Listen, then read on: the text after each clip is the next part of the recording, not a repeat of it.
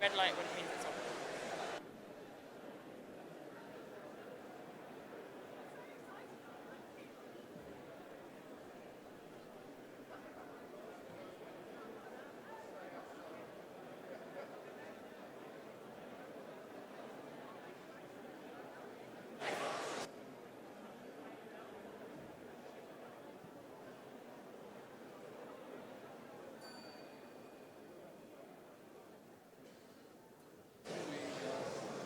Can we just settle down for this item of non-business?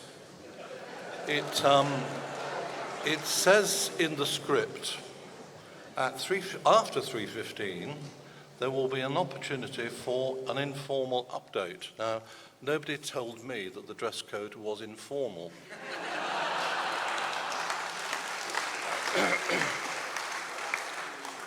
And of course, you will know that I have no authority like Jackie Weaver. And no booze, please. And therefore, there are no standing orders to apply, which I have to apply, which is a shame because, of course, if there is a ruling, the chairman is always right, so I can't say that now. So what is my role? Well, I've asked myself what is my role many times. It's either that of a well-meaning compere, but you'll be glad to know I don't sing, or that of a benevolent despot. And I'm trying to work out which it is. But what I'm here to do is really just to try and give some structure to the proceedings in a very light way. And the outline will be very much that the Living in Love and Faith group will make presentations. I think the Bishop of Truro will start, followed by the Bishop of London. Then there will be a panel discussion on my left, chaired by the Bishop of Truro, and there will be questions and answers, and I will facilitate the questions and answers as best I can. Although the standing orders don't apply, we've obviously got to make sure that we treat each other in a decent and kind way, and I'll make sure that we do that because we have to do that. So, Bishop of Truro, please, you have as long as you like.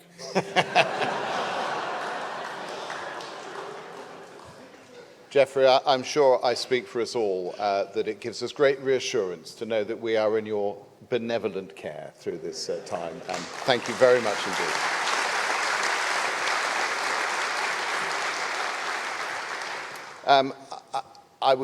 He basically said what I was going to say, but much better than I would have done. But this is an opportunity for us to have a conversation together, openly, honestly, and kindly, I hope, about where we are. And as Geoffrey said, we're going to begin with a presentation that Bishop Sarah will lead on. We're then going to have a panel conversation involving the members of the steering group, and I will tell you when we come to it what their particular involvement in the work of LLF has been over the last few months.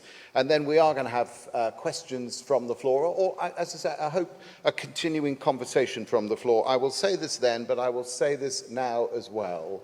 This is not a rerun of question time. This is an opportunity for a conversation.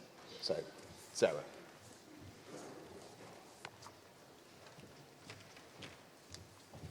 Thank you, friends. It is good to be here in York, and I want to start by thanking you for the way that you handled February's Synod. Despite our deep-held differences, we engaged with each other with grace, whether it was in the group work or the questions or in the 8.5-hour debate. I hope that the way that we engage with each other is a way in which that we can continue in the midst of uncertainty and difference and may well spill into our other business. Just a reminder for those that may not remember, in 2017 the Church of England began the Living in Love and Faith project. For the first 3 years, over 40 people were involved in helping to create the teaching and learning resources which were published in November 2020. I'm just trying to work this thing out. Does it not work? Do I point it somewhere? Chair. How do I work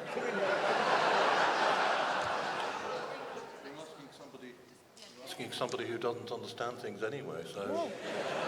So I'm pressing the green button. Oh. Oh, it's in bullet points. That's always a challenge. So just to remind you that in 2017, the Church of England began the Living in Love and Faith project. For the first 3 years, over 40 people were involved in helping to create the teaching and learning resources, which were published in November 2020. For a period of 18 months, people across the Church of England engaged with the material.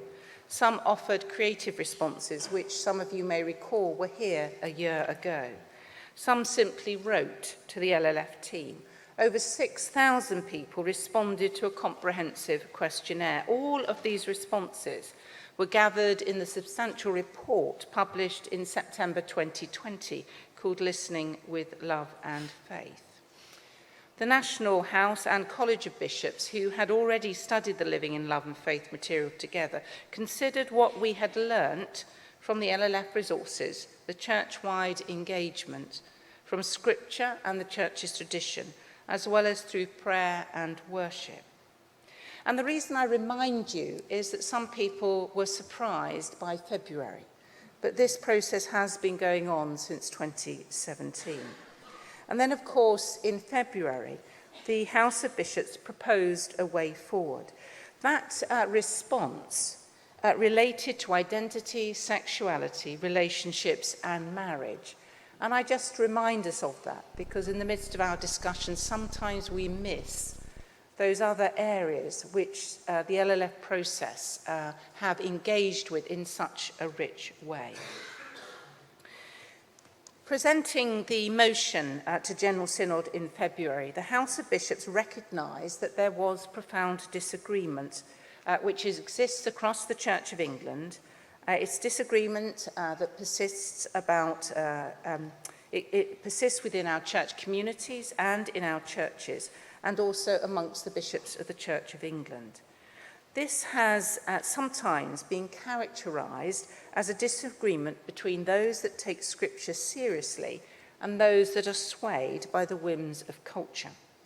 The LLF resources and process demonstrates that this is absolutely not the case. People read Scripture seriously and find different meaning.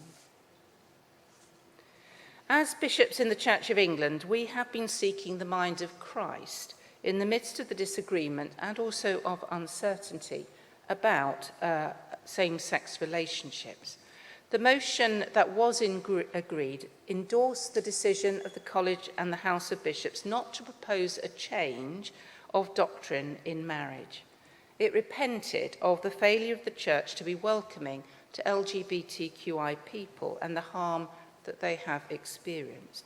It welcomed the refining prayers for love and faith and committed to replacing issues in human sexuality with new pastoral guidance. I want to, again, just go back to the fact that we started off with a much broader context. Some of that broader context that I've already indicated has been lost, but I would want to commend to you the work of the Families and Household Commission and their report, Love Matters, which increasingly needs to be read in tandem with this motion and the work of LLF. A lot has happened since we met in February, and the House of Bishops have had a considerable list of matters that have been raised in various quarters. There was, of course, the Synod group works and the many hours of debate. There was the amendment to the final vote, and there have been vehement responses to the Synod debate in our diocese and across the Anglican Communion, and also in Parliament. There have been expressed with uncompromising, confident judgment that some have abandoned the faith, that we have embraced sexual immorality, that we have denied biblical teaching and authority, and that we are walking away from the love and teaching of the Lord Jesus. But there have been other responses too. Referring to one diocesan synod meeting, the LLF session was described by some as bringing everyone together in a way that didn't problematize the whole. Everyone was able to speak and hear others think what others think about how we are going to travel this well as a diocese.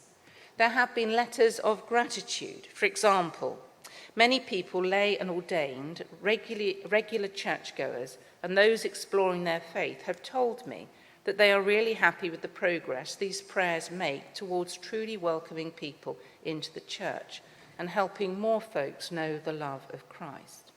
And almost all the facilitators of the group work at Synod in February described their group's engagement as honest, courteous, spirit-filled, even across disagreements. And many of you have also expressed other deep concerns, that the process since the autumn has been too rushed and not consultative, that we have not counted the cost in the form of a risk assessment of the way forward with regard to its receptions in our diocese and the wider communion. Others have said that the way forward contains within it many questions about which we disagree, which will result in pastoral chaos. There have been concerns around reassurance for those who use the prayers and those who do not use the prayers of love and faith. There are clergy who are planning to make some tangible means of differentiating themselves from their bishops and or others in their diocese. And others have expressed their concerns that we may not honour the decision made at Synod in February, and that their voice is being lost in the loud voices of the powerful. There are fears that we are rowing back rather than implementing what has agreed. There are concerns about whether the prayers are authorised or commended, and there have been a damaging revision at times in the language we use, and there has been, for some, an increase in homophobia. Not everyone is experiencing this kind of polarisation. Some have told me that their diocese is relatively quiet or is willing to consider how to work together given the reality of their differences. There have been many strong words, many strong feelings, and many strong convictions. Living in love and faith began its life in the context of sharp disagreement, much like the situation that we find ourselves in today. Its solution was not to seek agreement, but to help the church to become a learning community in the midst of disagreement and in the midst of uncertainty. Becoming a learning church involved three things in the living in love and faith process. Firstly, the realization that what we disagree about is complex. In order to understand the nature of our disagreements, we need to explore the many facets of sexuality and identity, of theology, of scientific, historical, and biblical understanding. Among other things, we need to be willing to learn, to be curious about why we believe what we believe and why others see things differently. Secondly, the realization that when we learn together, we begin to understand each other's perspective better and deepen our relationship with and respect for other disciples, other fellow followers of Christ. This means that we need to be present to one another, to listen to one another, to be present with Christ and to listen to Christ. Thirdly, the realization that everyone is called to be part of this learning community. The Spirit is at work in the whole body of Christ. Wisdom and insight may just come from surprising places and people, and not always through clerical hierarchies. We may need to embrace humility and provisionality. We need to admit that as God's people, we do not speak with one voice. And there may be times, and this may be one of them, that we need to suspend judgment in order to suspend hostilities. We may need to reimagine what it means to be fellow seekers of God's truth in God's church, to reimagine what disagreement and uncertainty is in the church what it signifies, and what is it that God is calling us to. It could be said that living in love and faith has been about a new way for the church to engage with matters about which we disagree or which we need to attend to. I wonder, and I often ask myself, whether we at Synod have truly embraced this way. Have we actively encouraged the people we have been entrusted with to travel along with it? How have we and how are we leading the people of God on this path, learning but also discerning together, being curious together, suspending judgment whilst not relinquishing the truth as we see it, paying attention to our power, being open to relationships across difference while continuing to seek God's grace and truth with love. I wonder what it might mean for us now and the church to travel down this path as we begin to develop the pastoral guidelines, refine the prayers of love and faith, consider what reassurance is required. How might we hold on to the essence of living in love and faith? How might we create space for the Spirit to work among us, to bring about God's purposes for God's church in God's world? So, what have we been doing since February? It may be a question you ask. I often ask that myself. What have we been doing since February? Well, the House of Bishops set up 3 working groups to take this work forward. The work is interconnected, but we set up the 3 work streams.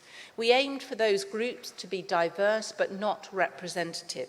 And as you heard in the questions this morning, looking back, yes, we may have got the balance of lay to clerical better than we did, for which we are very conscious of that. And these groups did not propose a way forward. What they helped was the bishops to discern how to implement the motion. And you'll see when you listen to the panel that the diversity in the group was real, and they had to handle and manage their disagreements and difference.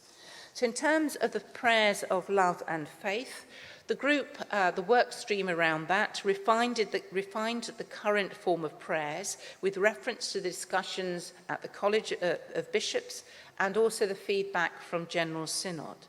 They began to consider the ways in which the prayers can be agreed moving forward. They began to develop rubrics and introductory material, which will give advice for good practice in a variety of situations.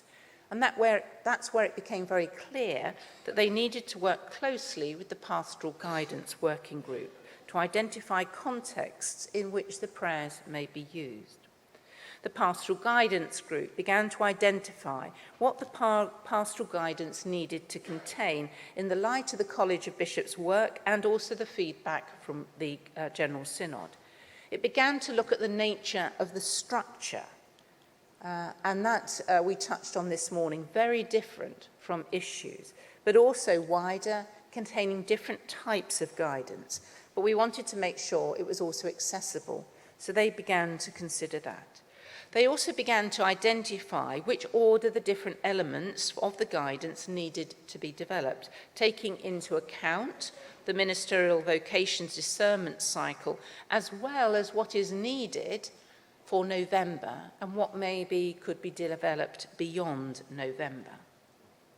They began to look at the different components of the feedback, taking into account the feedback from those that were working on that group. And also they began to identify past statements and guidance produced by the church that needed to be seen in relationship with the pastoral guidance. Then the third and final group was around pastoral reassurance. They began to look at what would be required to ensure the freedom of conscience for clergy. How do we support parishes where difference exists? How do they consider the implications of freedom of conscience for bishops? How do they consider the implications for laity, including those who are licensed or in positions of leadership? What was the guidance for deaneries, multi-parish benefices, cathedrals and churches, and how to determine their approach to the prayers of love and faith, and how best to implement transparency regarding offering couples prayers of love and faith. They also began to consider guidance for TEIs, for DDOs, for people in different discernment processes and ordinands. And then they began to consider a variety of approaches to pastoral reassurance, including informal and more formal options. And they began to articulate that range to bishops. We are now moving on in the next stage of the implementation. And just to say that as we move on into the different posts, we have not, despite some of you, disbanded the reference group. What we recognise is that the three streams of work are overlapping. And what we need to do is bring the streams of work together and to become more focused. As we do that, what I think we want to underline is that the House and the College of Bishops, despite not being of one mind, has a real desire for unity amongst us. We want to create a generous, theological, ecclesial and pastoral place in which we can share our ministry and in which we can offer the implementation of the motion agreed in February. There is a desire to joyfully offer pastoral response to those loving, faithful, long-term, exclusive same-sex relationships. There is no intention to change the doctrine of marriage as expressed in the canons and authorised marriage liturgies. You will know, as demonstrated by the questions this morning and also by the continued discussion this afternoon, that holding these commitments together is not just painful, but is also complex. And therefore, as a college and house going forward, we will explore the way in which we do that before we come back in November. We've also identified, as I think probably has come up in the questions this morning, there are some specific quick key questions that we are doing further work on. It's not to say we have not done any work, but we are doing further work with the support of the Faith and Order Commission. And the three critical things are firstly, that relationship between holy matrimony and civil marriage, the relationship between doctrine and teaching, and then finally the routes for using the prayers of love and faith.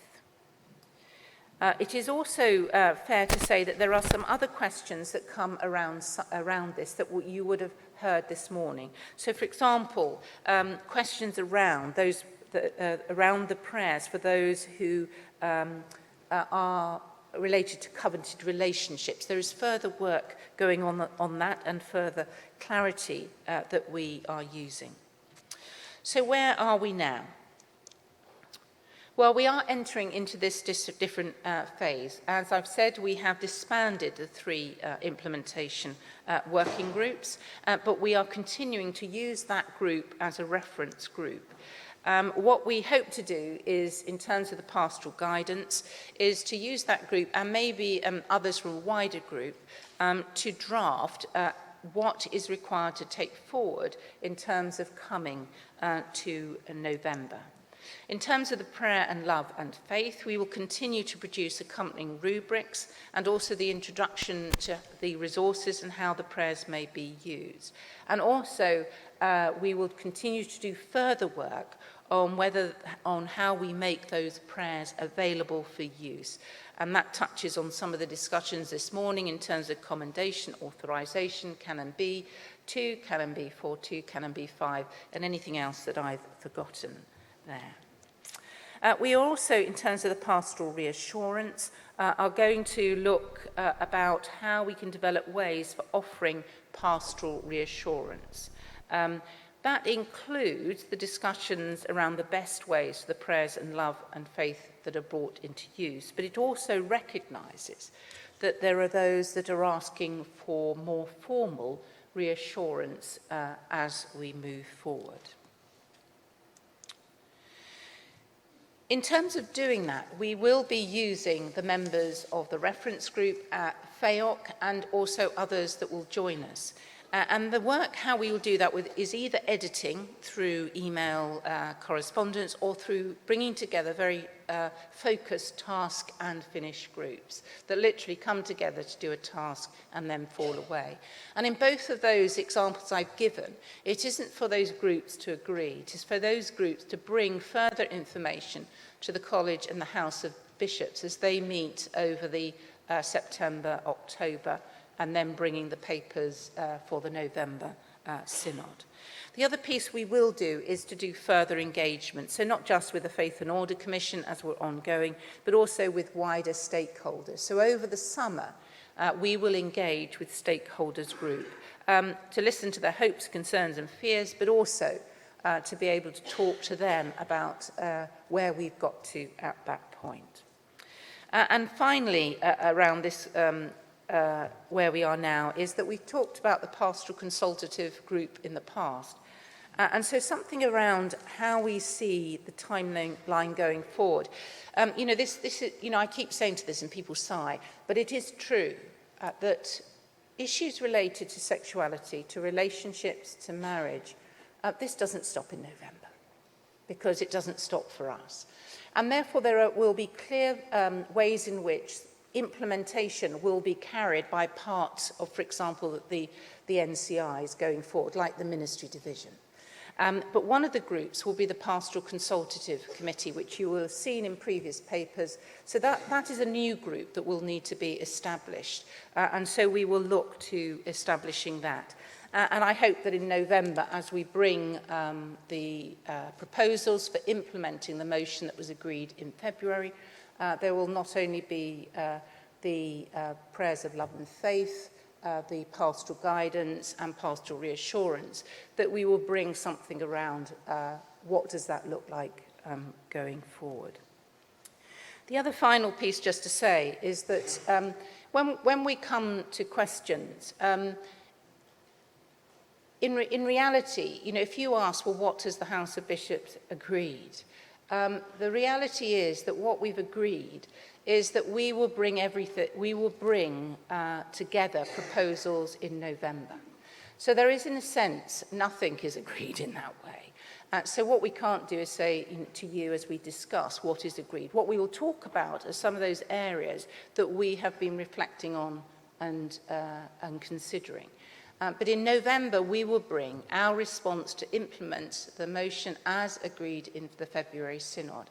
We will absolutely make sure that our homework and workings are clear, that we'll have a clear theological and legal rationale to that. I know that some of you will believe that we are dragging our feet. Others will still feel that we're moving too quickly. However, I still believe this is about discerning in an environment of uncertainty and disagreement. And therefore, the best timelines are not always fixed. What I believe is that we need to get this right rather than get it done quickly. But to reassure those that will think that's me eking it out, it is not. We will bring a response from the House of Bishops to implementation of the Synod as agreed in February. Just finally, can I just thank everybody who has either contacted me or the team in one form or another. We are very grateful for your continued involvement and dialogue as we move forward, and I'm sure that you'll continue to contact us, and we are very grateful for your continued involvement and dialogue. Thank you.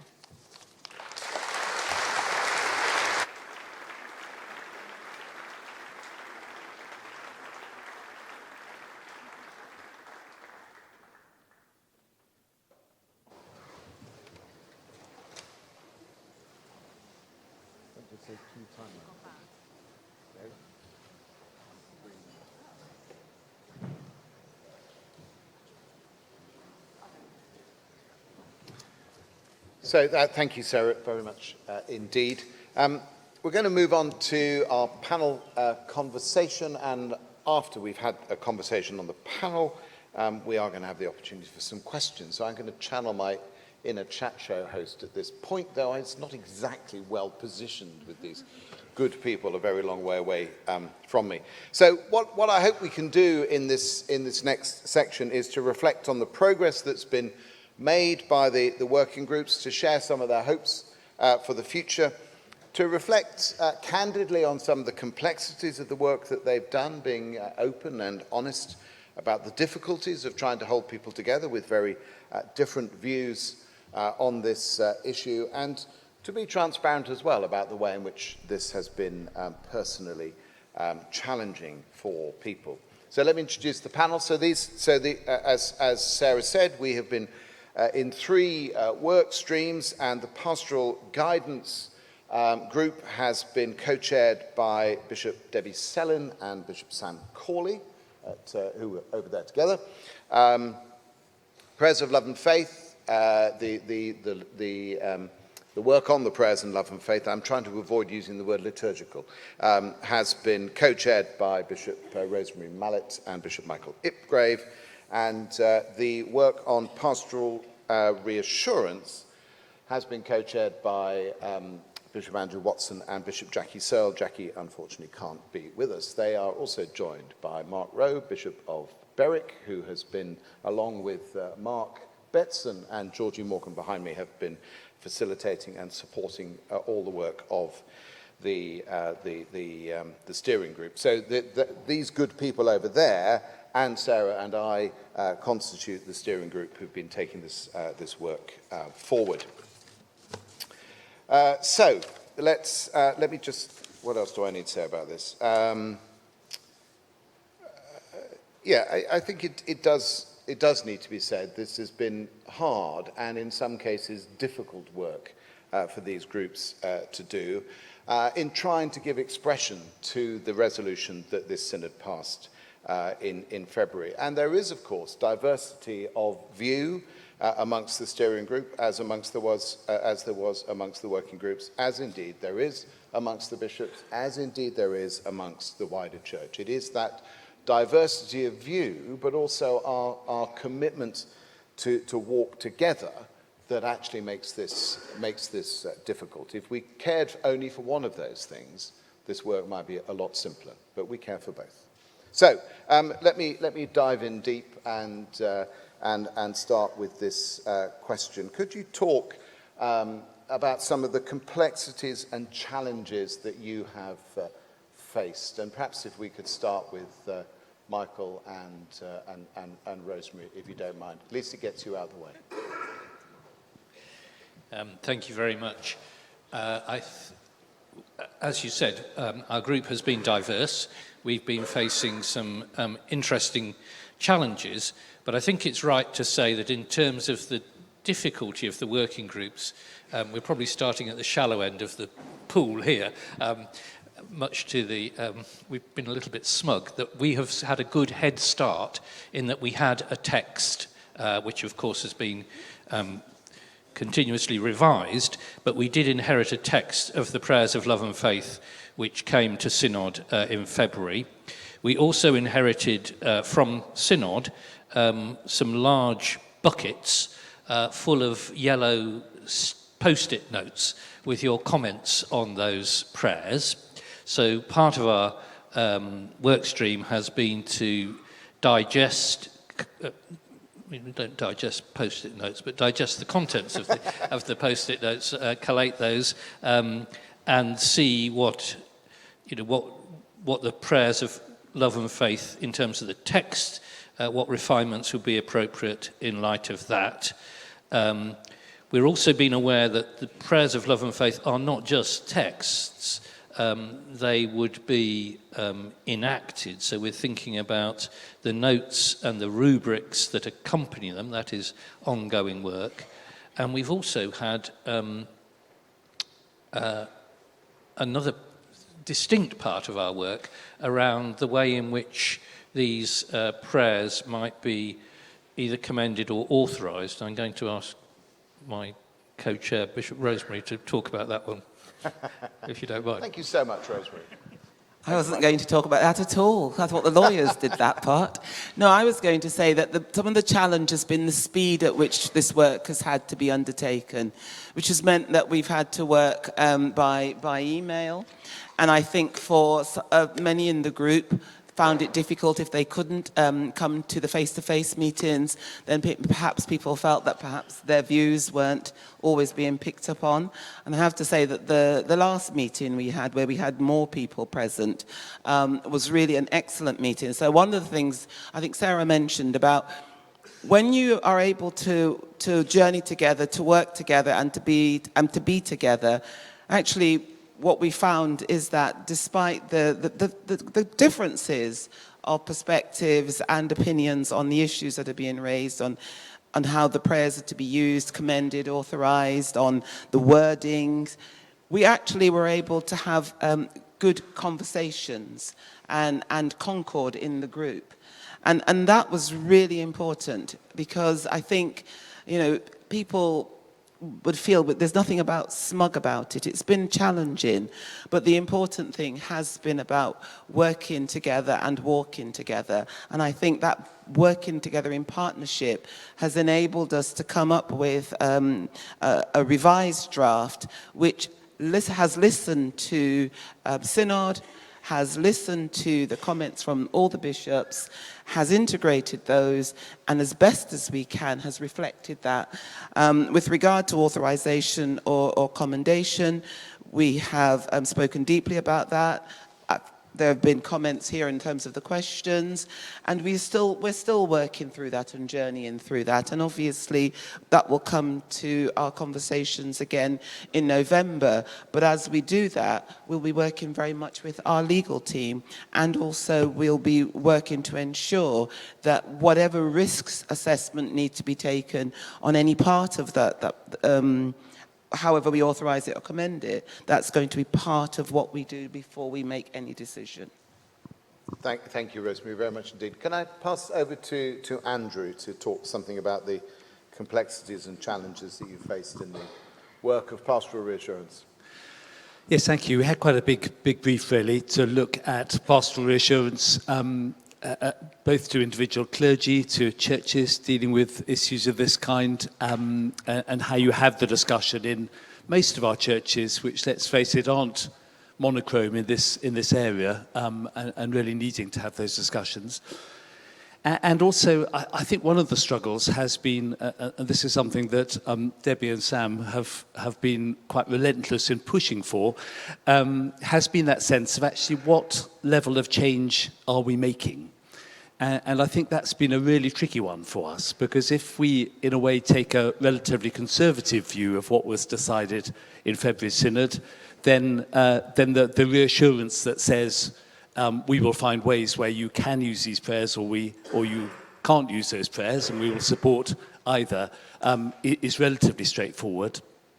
If the level of change is actually much more significant than that, then obviously that's where it becomes a lot more complex. And I think we've been really wrestling with that, and therefore having to come up with quite a number of scenarios that if this, then that. And particularly looking at issues of, are we changing our teaching on sexual ethics and on marriage? When is a change of teaching not a change of teaching? I think it's been quite a tricky one for us. And because of that, we have then looked at some of these more, what Bishop Sarah described as sort of more structural forms of, I don't really like the word differentiation, but that's the word that's been doing the rounds. And we've identified sort of 5 ways in which we could do that, ranging from a very light touch through to something really quite sort of heavy. And then somewhere in the middle, issues about extended episcopal oversight, or sort of some of the opt-in, opt-out type questions. And we've begun to take those to the bishops as well. I mean, I think every time we've come up with something, quite a number of other issues have then popped up at the same time. So I'd have to say I think we're only 10 or 15% probably through the task, which has felt quite scary, getting it sort of up to speed in the time. The groups themselves have worked increasingly well, I think, obviously very diverse groups. It's been good working with Jackie Searle, and although we have very different views on some of this stuff, it's been good sharing that together. So there have been some positives, But I'd have to say I do question quite how we get from here to there. And I think that is quite a major concern for us at the moment, because I'm not sure that the process will quite get us from here to there, certainly in the time frame that we're looking at. And I'm aware already the time frame obviously has slipped for some of us in Synod. Thank you. Yes, Debbie and Sam. And Michael was quite right to recognise that I perhaps started at the not easy end of the spectrum, but perhaps less challenging end. So let's end at the other end of the spectrum. I think one of the most challenging things for us is the vastness of the task. At February Synod, I sat not knowing I was going to be doing this role and listening to some of the responses to the questions. And this kept coming up, pastoral guidance, we'll look at that, pastoral guidance, we'll look at that. So actually defining what it is we're actually doing was probably the starting point, trying to understand what is the work that we're being asked to do, what are the boundaries of it. I think we've got much clearer understanding now, and really grateful to Isabel for helping us try to frame what it is. But when you are faced with what actually is this, that's quite a difficult place to start, but we've worked through that. I think also ambiguity in people's minds about what happened in February. I think as we've explored more and more, we realise that we can come into a room like this, we can take a vote, but what's happened in that vote, different people see differently. So when you begin then to unpick this, you realise assumptions that have been made about certain things, and when they come out in the open, that's actually quite challenging. It's quite painful because you realise you were in the same room voting for the same thing, but your understanding of what was going on was quite different. So we've been dealing with that as well. I would echo what Rosemary was saying about, and Andrew, about the group working. When you don't know each other particularly well, the first one can be a bit more challenging, but by the final meeting, we were actually working much better together, understanding one another, listening to one another. That's normal group dynamics, but we've had to journey together to get to know one another and to build trust. And certainly by that final meeting, that was much stronger than when we had begun. Thank you. Sam, do add anything. Thank you ever so much. I mean, Synod must be very reassured that the answer to all of your questions will be in the pastoral guidance, including the date of the return of Jesus Christ and everything else that you are not quite sure about. Don't overpromise. And I think we have felt the weight of expectation on this document, and also felt that people outside of the group have a very clear idea about the form it should take and what should be included. And one of the challenges for us is normally you'd write this kind of guidance in response to a very settled position, even where there was disagreement, that there would be a settled response to complex questions. Whereas what we're doing through this act of implementation and ongoing discernment is trying to find answers to some of those questions which haven't been asked or resolved by bishops or by Synod before. So questions like, is there a place for sexual intimacy outside of marriage? Can clergy enter into same-sex partnerships, marriages? And we're having to think about those questions and how we might bring those to the College of Bishops, the House of Bishops, and to Synod at the same time as writing guidance that tries to scope out what the answers to those questions might be. Not to predict what the answers might be, but if the answer is this, then the guidance would need to say this. If the answer is this, the guidance would need to say this, which makes it really complex. We're all committed to three things, I think. The first is clarity.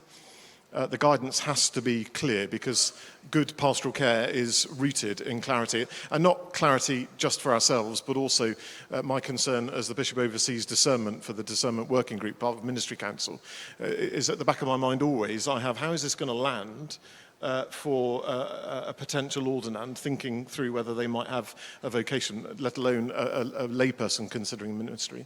And then how's that going to land for people who are working with those people in our diocese as well? There's got to be clarity around this, hasn't there? It's got to have the confidence of the wider church as well, across a whole spectrum of views, not just guidance that one party's happy with, but the guidance that for the whole church can have confidence in this. And a confidence that will last. I'm going to be a bishop probably for another 23 years before I retire. It's got to hold that kind of confidence rather than be something that just falls apart after 6 to 9 months. It's got to carry that kind of confidence. And there's got to be compassion in this as well. Issues in human sexuality ticks some of those boxes, but it doesn't tick the compassion box when we're dealing with ordinands or people exploring the discernment process. So those three things are behind everything we're trying to do, that kind of clarity, confidence, and compassion. But if you were unsure, let me tell you, it's really, really complex. Yeah, thank you, Sam, very much indeed. You have touched on this, more than one of you actually, but could you just say a little bit more about the kind of the interrelatedness of the work that you have been doing, and I mean, in the sense that how you kind of come up against that, and unless we address the interrelatedness, I'm not trying to answer my own question here, you know, moving forward becomes harder. I think just using the analogy of walking together, which we do want to do, all want to do, but walking together where one person walking feels that the other one is genuinely trespassing is obviously much more tricky than walking together where you feel we are sort of one. And I suppose that's where the kind of questions that Debbie and Sam have been sort of posing to us are really quite difficult and quite important, because the way in which we walk together may be different according to how we answer those questions, which is where some of this structural thing comes in, which in a way none of us wants, but may be necessary. So I guess for us, we've been quite dependent on, not on poor Debbie and Sam, who've been trying to sort of push those questions, but they are very relevant questions to what I think we're seeking to do in pastoral reassurance. Thank you. Thank you. If I just add a little bit about that, one of the things in trying to hold together the three groups that we're realising is that decisions are always dependent on something else. So a decision about the prayers has to wait for a decision about what pastoral guidance is saying. Whatever the pastoral guidance says and the prayers say has to relate to what pastoral insurance is needed as well. So there's a complexity in how we do that, which is why we're needing to bring those groups together, that work together in the way we are now. And one of the other complexities, I think, around the whole of LLF is that for the last few years, we've been thinking about a culture change in the way we have a conversation and our listening and our discernment.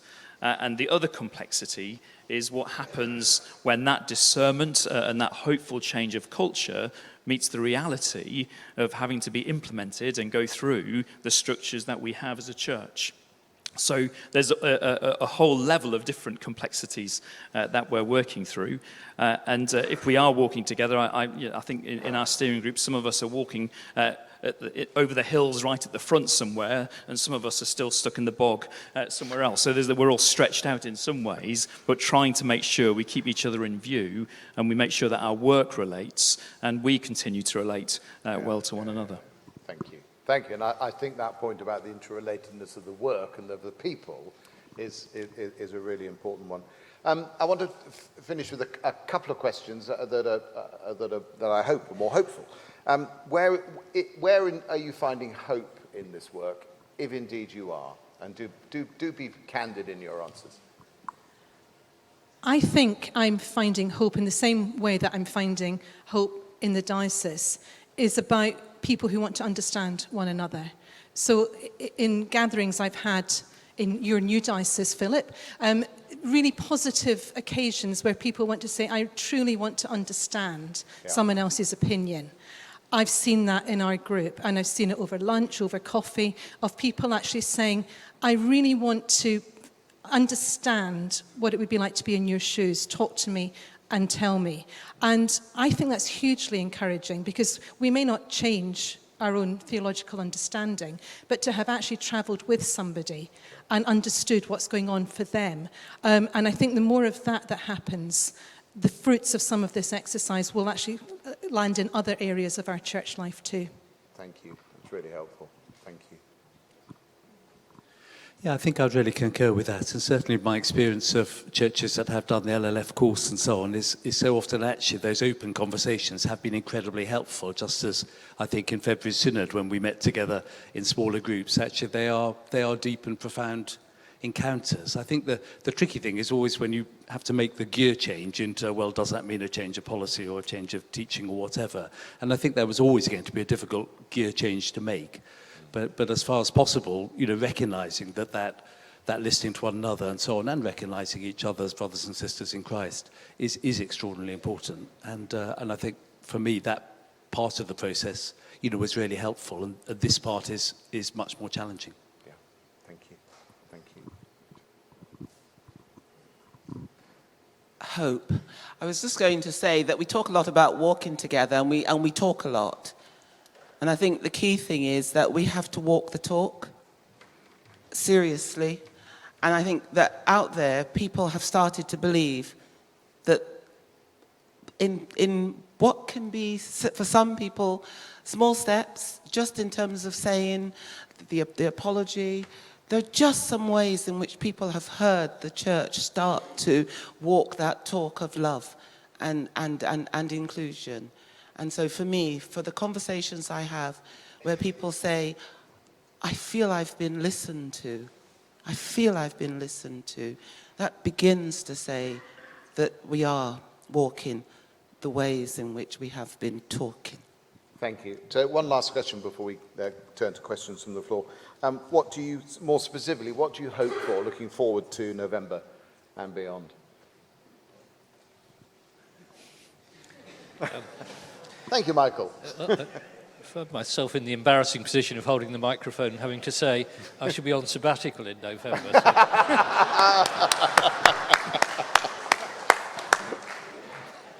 Could I answer a different question? Of course. Say whatever you want to say. It's sort of your question about hope, but looking at those bucket loads of post-it notes, I thought, your heart slightly sinks. But then I thought, actually, whatever the reactions in that, I'm really encouraged that people care so much about how we pray, and we are a praying church, and strong opinions about the prayer which shapes us and forms us. And I think that's something really precious about the Church of England and Anglicanism. Yeah, amen. Thank you very much.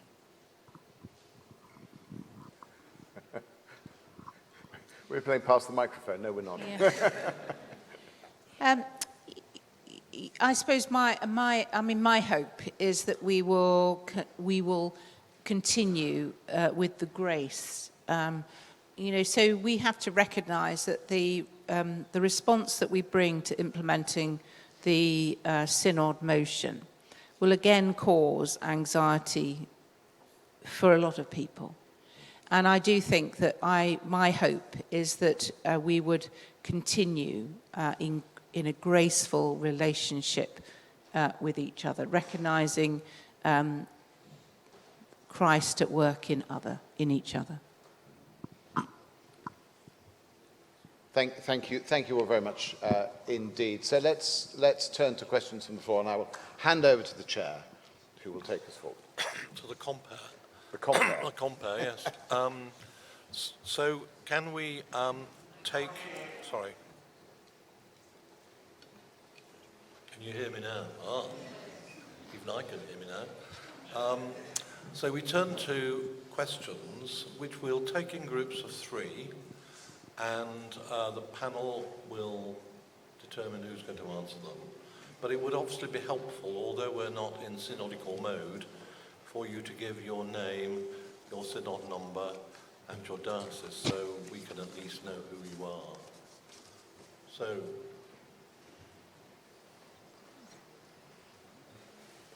gentleman here, gentleman there, yes, you sir, and the lady over there. Sorry to point.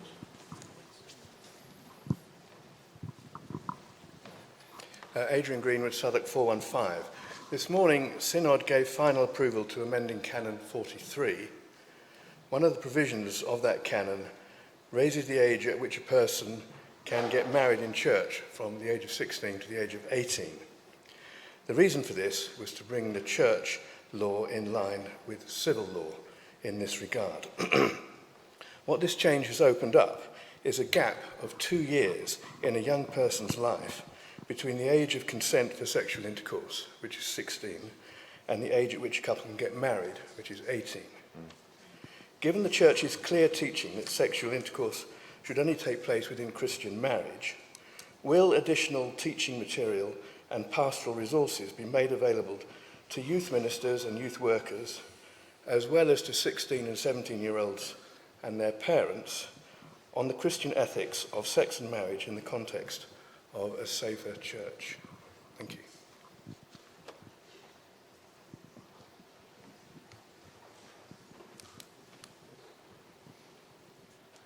Kevin Goss, St Albans 204. Thank you, Bishops. Much of what you've said this afternoon has been very, very positive, and thank you.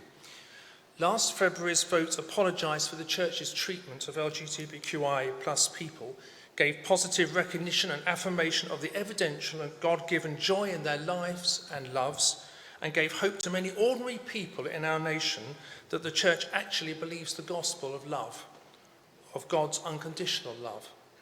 So, can I ask, what specific assurances can you give that in your work relating to actual same-sex relationships, that the Church will continue to move forward to embrace the radical Christian inclusion of all that we were promised, and not to reverse ferret out of negativity and fear, with disastrous consequences not only for LGBTQI plus people, but also for our national credibility?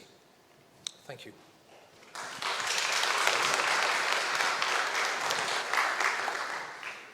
Thank you for calling me. Rachel Webley, Canterbury 076. It was heartening to read again in GS 2303 that there has been a commitment to provide a generous pastoral response which is loving and celebratory to those in lifelong monogamous same-sex committed relationships. Given how taxing particularly the pastoral guidance is proving to be, is there anything that we can do in our diocese to prepare for this development? And could you advise us on the best way to pray for you? Thank you.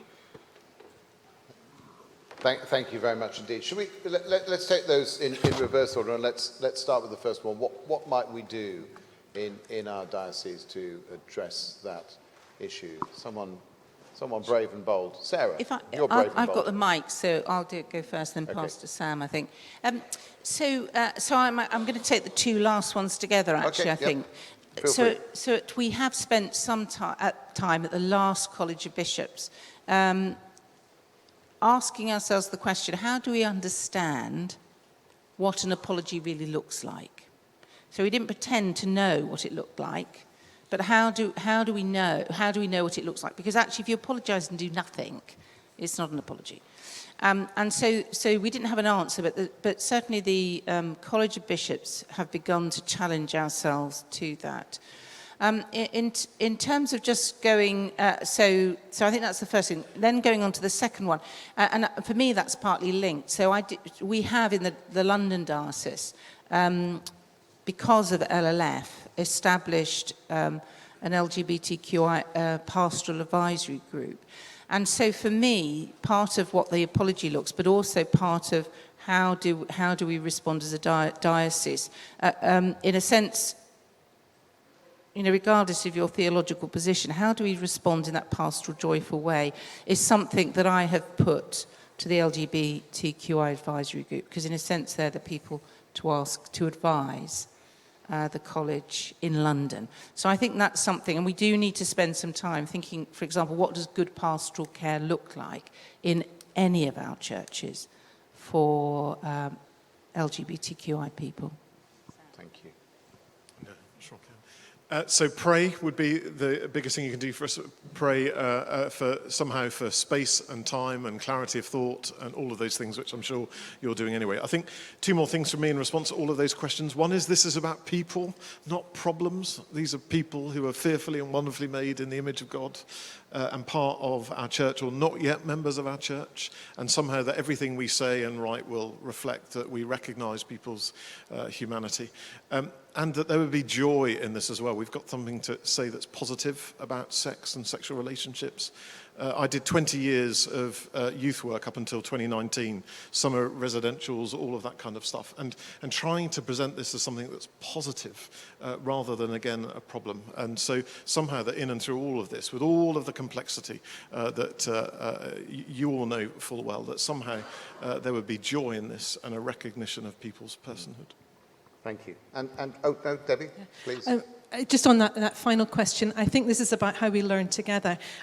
I think it was the last College of Bishops, we began with sharing news and stories from our diocese and what was working and what was working well, what we could learn from one another.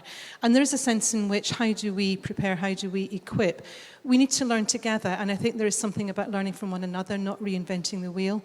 That's where some of your input is incredibly helpful, to say, we're doing this in our diocese and it's going down really, really well, so that we actually have some shared learning, because we're all learning together. I can't answer that question immediately, but how do we learn together, and what could we be doing? And I think the more that we can encourage that will help us prepare. Thank you. Andrew, I think you had your hand up, suddenly. And then perhaps we'll move on. Yeah, just a couple of things. I think certainly Guildford, it was helpful to set up a chaplaincy team, and that's been quite well contacted by a number of people, which has been helpful. I think another thing we did a few years back, actually, but yielded some fruit, was I was invited to speak on some of the themes around LLF at our fairly informal LGBTI Christian group in the diocese. And then a couple of months later, asked to speak to the Diocesan Evangelical Fellowship. And because I knew both were in my diary, I thought, well, I'll actually give the same talk in both, which was challenging to put together. But I think actually both groups really appreciated it. And as a result of that, after quite a complex process, we did actually get the sort of executive of both groups together to talk about what would good pastoral care and a good welcome look like for LGBTI people within a relatively conservative setting. And actually we had a good discussion. It was really brave of everyone to enter it, but it was a really good discussion, and came out with some principles. And then the pastoral principles came along, which were pretty much the principles we'd come up with through that group as well. But that was really quite helpful. Yeah. Thank you. I flippantly minded to ask Sam and Debbie whether they'd like to add the issue of 16 to 18-year-olds to your pastoral guidance. But actually, I'll come to you in a moment, Mark, once I've finished pontificating.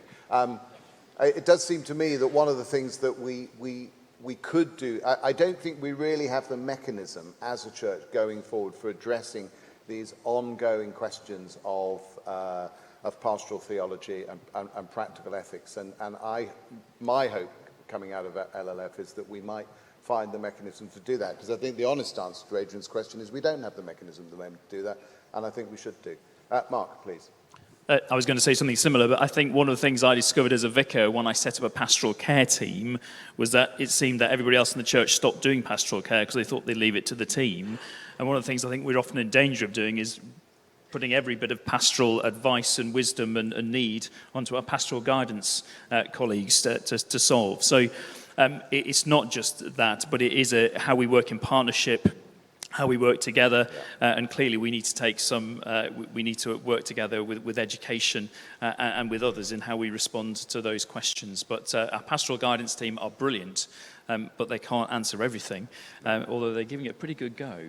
And the Bishop of London and I are still trying to work out how old Sam is, if he can have done 20 years of youth work and still have 23 years left as a bishop. Anyway.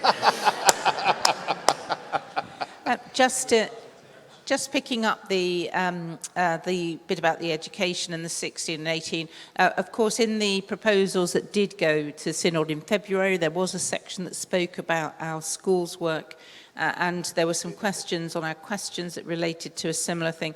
So I think there is something about the work that the Bishop of Durham does that will pick that up, and schools, but also the Family and Household Commission and Love Matters, because absolutely we should be teaching around good relationships and sexual ethics in our schools. Thank you.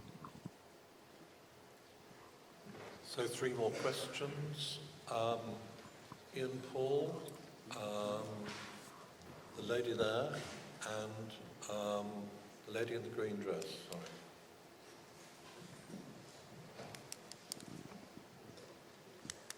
Thank you for calling me out with a broad question, really, which is about the context of this process in the wider church. One of the things we keep sort of dodging around is the question of trust. Somebody said to me this morning, well, you can choose whether you trust people, but actually I think what a lot of us are finding is we need confidence that we can trust.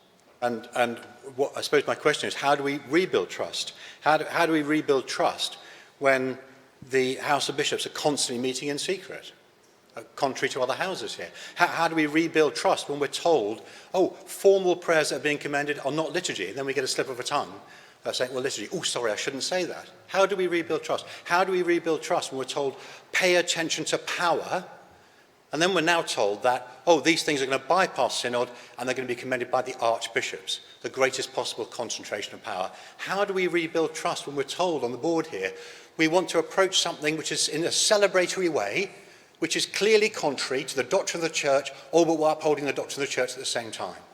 There's a massive trust deficit, it seems to me, both in and outside the church, from every side of this discussion. So my question is, how and when are we going to rebuild that trust? Are we going to get to a point in saying, actually, this is irreconcilable difference, and be honest about it?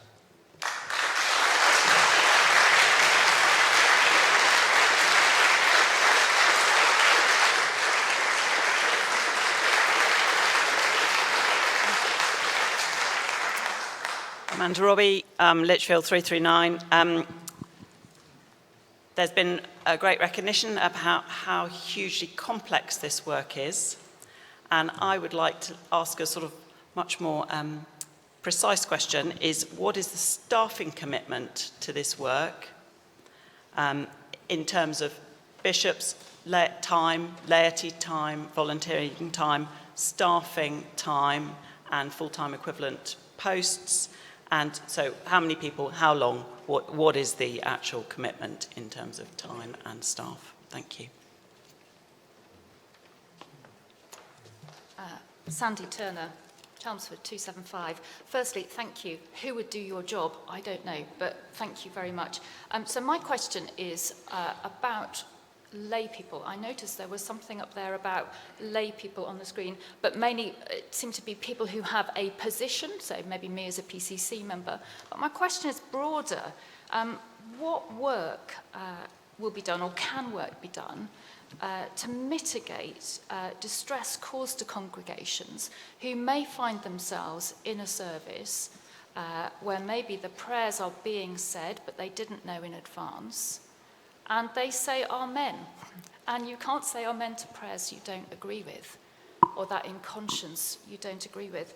And as a layperson who sits in a church, I find it rather depressing that we've been a bit left out. So I think it's really important that the clergy are looked after. Of course, your brothers and sisters, you need looking after. But we need looking after as well. And I just would really commend to you that you do that. In my own church, there are a large number of people who are this close to walking away. Thank you. Thank you. Thank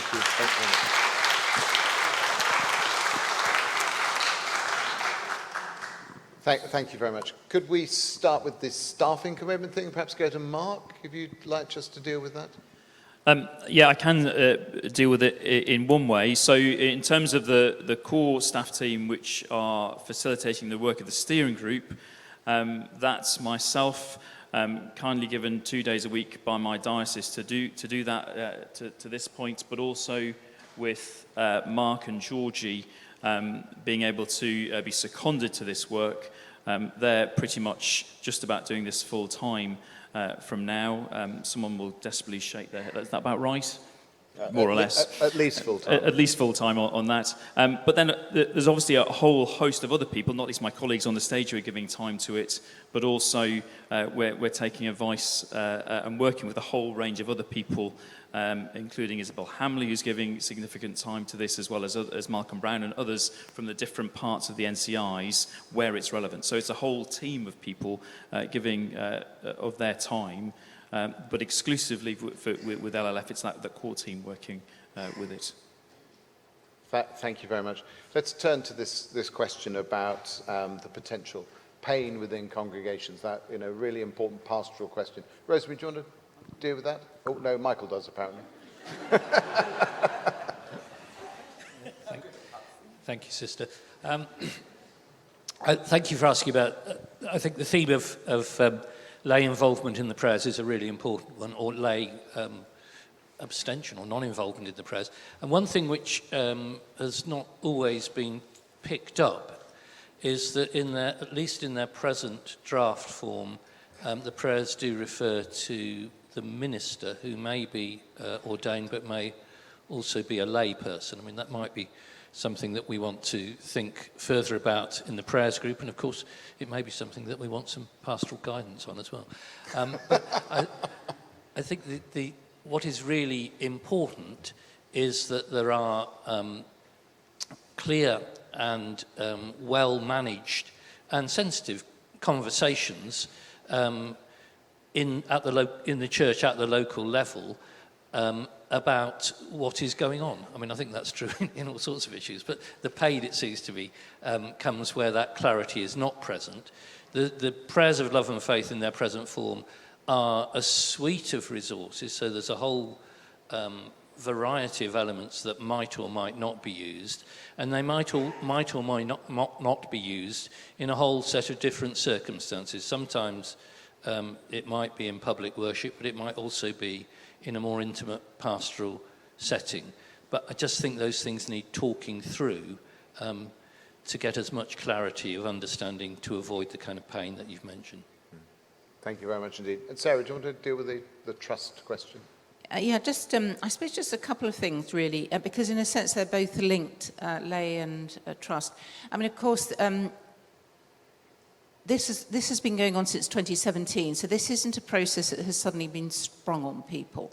And in fact, the listing in Love and Faith was open to anybody, and 6,000 people answered the questionnaires. I don't know the breakdown, but certainly that was an incredible lay response, I know. So in fact, right the way along with living in Love and Faith, we have involved the breadth of the Church of England.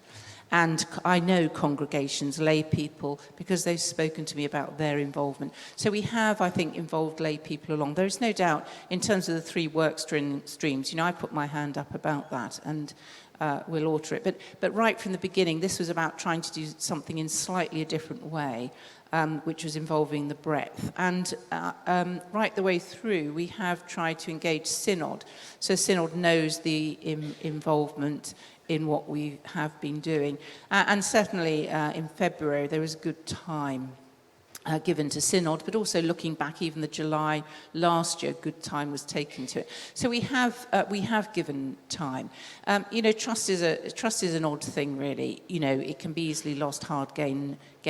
But I think what we are working together. I think we're trying to work with not just Synod, but the breadth of the Church of England, recognising that there have been many voices in this. And of course, we will come back to Synod in November, and we will work with that. But I don't, have we fully lost trust? I'm not sure about that. I think that's difficult. I think it's hard when we don't necessarily agree on the way that we're walking forward. But we certainly have tried to involve lay people, and I think Living in Love and Faith probably has been a really good example, involving lay people in a way that we've never involved them before, in fact.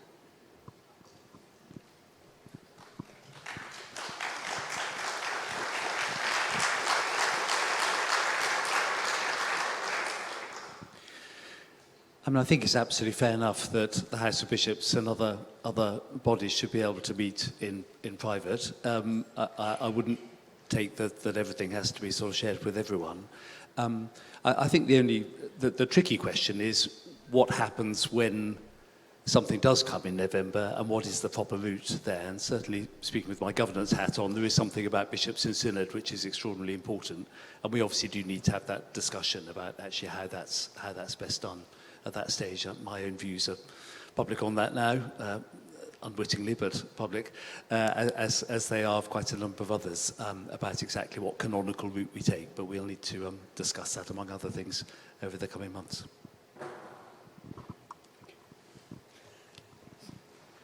So I'd look for three more questions. The lady here, is it Mr. Corns? Yes, and this lady here.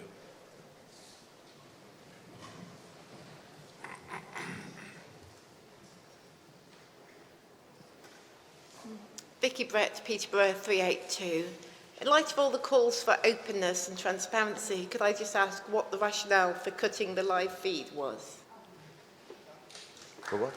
Cutting the live feed so people from home can't watch what's going on now.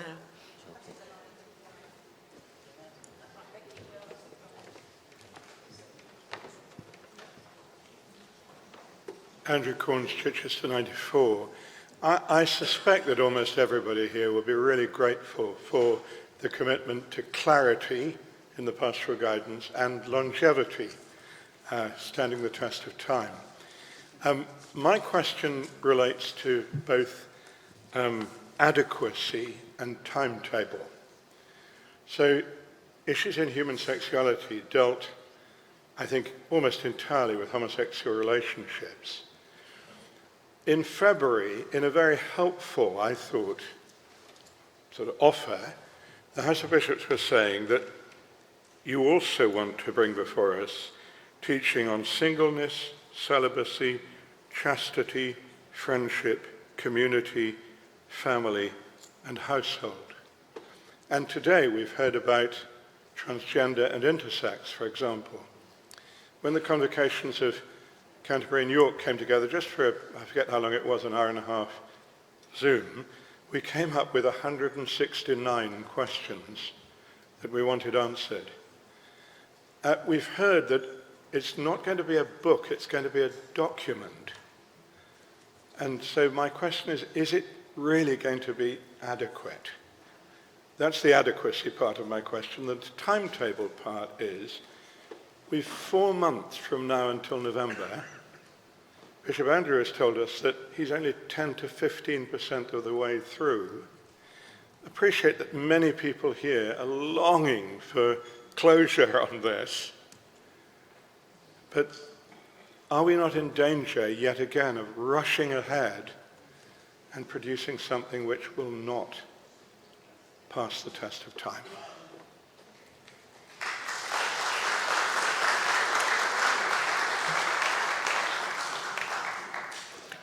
Lisa Batty, Manchester 169. The effect of the decisions in February on my congregation was really positive. It was very liberating, and there's a gratitude we're feeling for it, because apart from anything else, when we recently had a series of teaching on Christian ethics, it seems to have broken open the thinking about sexual ethics. And so my question is, how do we help by feeding in this new way in which we are gripping this based on a core value of flourishing as opposed to sin? How do we feed in what we're learning in this new phase of creativity created by the decisions in February?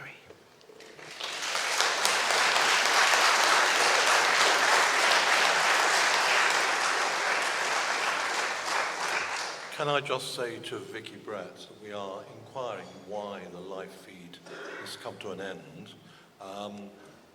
We're also inquiring as to whether or not a recording can be made and be available later on. So I hope that deals with her question, which is one really for me rather than the panel. Let's deal with Andrew's question around adequacy and speed and those issues. Mark. Thank you. I think we are aware of all of the other issues and themes that we want to explore. And one of the things that we are concentrating on at the moment is around same-sex relationships, and the pastoral guidance at this point has a focus there. But we're very aware that there's a whole load of other issues that we really want to get to. The initial one is quite tricky as we're working that through, but we want to be clear when we come back to Synod in November about the work of the Pastoral Consultative Group, which we've already mentioned, which will take on some of those other themes and explore them and add to guidance as we go. So that the guidance will be clear about the issues it can deal with, will also be clear about what are the work that needs to carry on and the important work that needs to carry on. But at this point, our focus has had to be around same-sex relationships. In terms of speed and adequacy in that sense, I think there's a real tension that we have. As we took on this implementation phase, lots and lots of people were saying it's going way too fast, it's going too fast. And a whole lot of other people were saying it's going really too slow and not quick enough.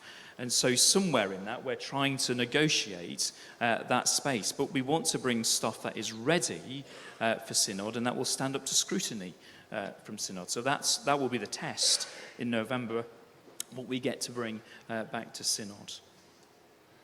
And just to add to that is, I'm going to go back and remind you about the Family and Household Commission and Love Matters. So I suppose I should not have been surprised, but the press coverage was around singleness. That was really received really well. And, a group of people contacted me to said, suddenly I've been seen by the Church of England. So that's really important work, but I'm not, but as Mark said, November is about bringing back the pastoral guidance that's required around the prayers of love and faith, and particularly around sexual intimacy, and particularly some of those that relate to discernment. So they won't all come, but it's the ones that are required at that point that will come. And I think the bit about issues in human sexuality, we put far too much weight on it. I mean, a lot of the things are relevant and not relevant. So actually what we're really saying is we're finding a different way forward to deal with what it is to fashion your life and household according to Christ. That's what this is about. So there'll be some stuff that won't come and will come. And in a sense, the question, I think there is more work for us to do as a church around, as Philip said, around sexual ethics, but also around what does that relate, what relation does that have to our teaching and our pastoring of people. But again, that's not work that will be done by November. That is different work, and we just need to be really realistic about this. Can we move to the kind of the cultural question, I think, which is the third one about the sort of the way this has changing culture and what that means for us? Anyone volunteering to answer that, or should we just note the question?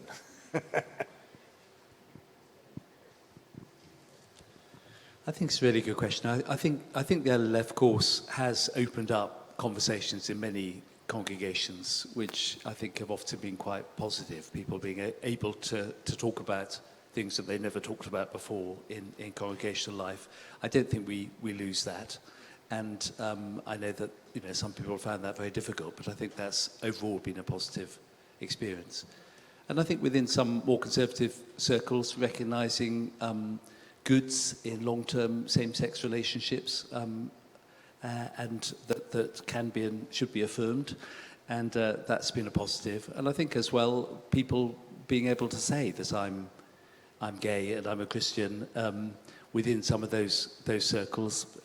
Living out, I think, has had a big impact in some places, and also recognising how churches so often can be so family focused that single people do feel that they're ignored or left out, that actually they aren't part of the wider family. I think those are all sort of cultural changes which can be seen as really positive along the way. I think, yeah. I think just to add, sorry, for all those who stood up, just in terms of flourishing and that story of a particular congregation flourishing, I think we need to share our stories. That's how we change culture, by sharing the good news stories of what's going on in our congregations, in our communities. So I just would encourage that sharing of our stories. And just again to add one more thing onto that. I think there's something about our teenagers. So we want to have a real focus on young people. We're committing to say we want to double our numbers of children and young people. If we can create places where teenagers are free to come and have the conversations in church that they're having with their friends, then again, that's something about changing the culture. And one of the things that we are discovering in the pastoral guidance group is that there is already some work on some of those other things. So it's gathering what is already there and being aware of what more needs to happen, so that exercise of understanding what we already have is ongoing. Thank you all very much. Now we'll take 3 more, and then I'm minded to have a break. You're not on life for breaks. Although it's not that reason, but there we are. You, sir, Jane Ozanne, and the lady in pink. Sorry, it's blue. Blue, yes.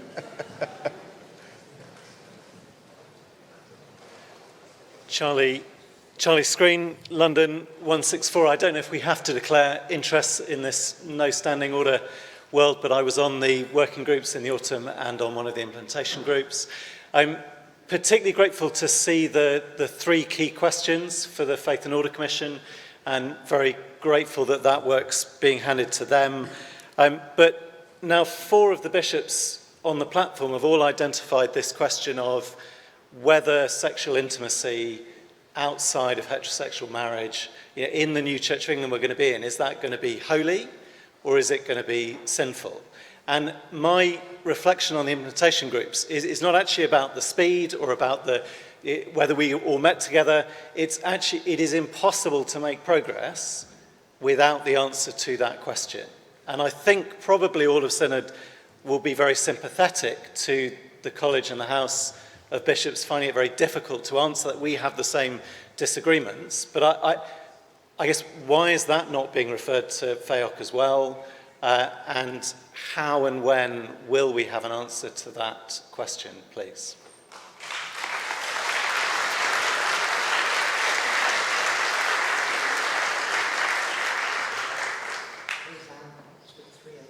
Thanks, Chair. Chair, I understood they wanted a bit of a conversation as well as a question. I'm just going to put a couple of comments up front. I'm sure I'm not the only one who's feeling quite tired of all these discussions. I must admit, from a personal point of view, I'm feeling very tired, but I have to point out that we've got 8 straight people talking about LGBT people yet again.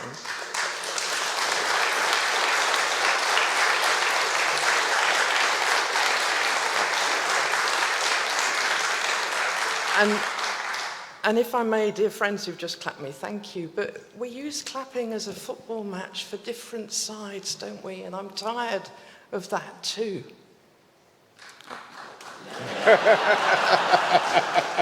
I'm tired of the fact that the world out there looks in and shakes its head and doesn't understand what on earth we're getting ourselves into such a twist about.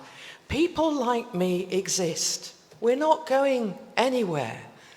Some of us, sadly, have actually left the church, but most of us believe that God has called us to be witnesses, to be the grit in the oyster that tries to shape a church into something that truly believes in the love of God for all. We have sex if we find the right life partner. I'm single and celibate and have been since I broke up with my ex. But, you know, we are human beings like everybody else in this room. And it's so hard being talked about as if we get a special card saying that we have to be single and celibate for life. I'm tired of being treated like something different. I'm tired of the questions that keep trying to close us down and shut us down. We've seen so many questions this week, and through the years, these conversations haven't been going on since 2017. They've been going on well before that. You know, I, like many of you, were part of the shared conversations, and we had conversations well before that. And we're going to carry on having the same conversations unless we give room to each other.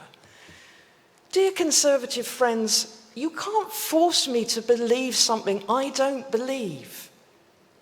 You can't force me to believe that God does not want to bless me. And for goodness sake, I don't want to come to your church and be blessed in a church where you don't believe that, nor do any of my friends. We're not going to be turning up in droves making you bless us. That's the worst thing possible.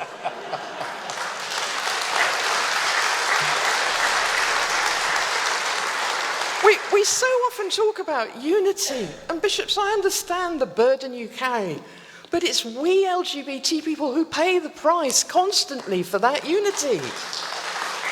I will ask my question, Chair, but I think you can hear that I'm trying to change the direction of all this. I was going to say, Mr. Ozan, being very kindly... I will ask the question. There is a question to be asked. Yes, there is a question to be asked. Thank you for giving me that say. To whom do young people, and forgive me, you might think this is me weaponizing, but to whom do young LGBT people growing up in churches who believe all that the questions and those who disagree with me believe, to whom do they turn when they know they cannot carry the weight of the expectation on them that they will either transform themselves into something heterosexual or they will stay single and celibate for life? Because at the moment they're turning to me and other friends of mine, and they shouldn't be. They should be turning to you, knowing it's a safe place for them to go. So panel, who should they talk to and how can they know they'll be heard?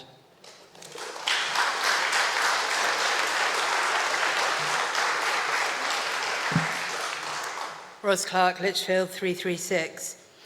As I'm sure we all did, I appreciated the long and careful process which was undertaken through Living in Love and Faith, the listening which has gone on and the learning together.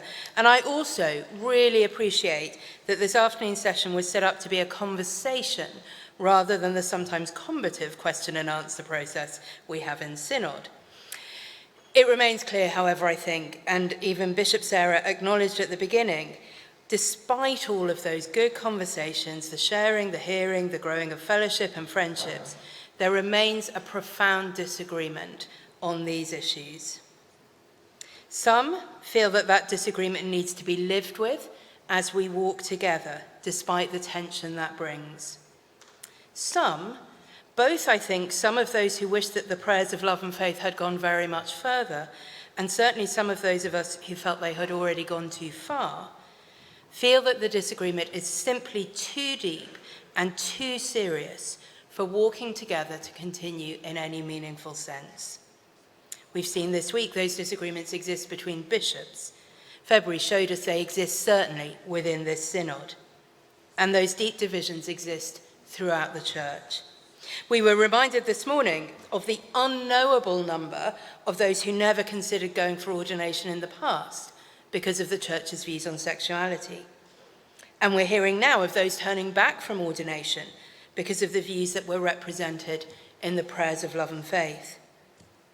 So whether or not you consider this a salvation issue, it is and has been for a long time an issue which excludes people from the church's life and ministry. We were, and we knew we were, given an unrealistic timeline in February. I honestly think that November may be equally unrealistic. But it may also be the case that there is simply no time frame which would be long enough to square this circle. I think we may have set the group an impossible task.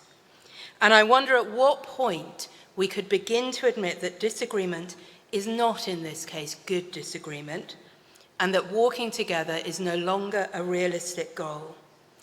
So my question is this: is there any room in this process which might allow that kind of thinking the unthinkable? Thank you. Thank you, Ross.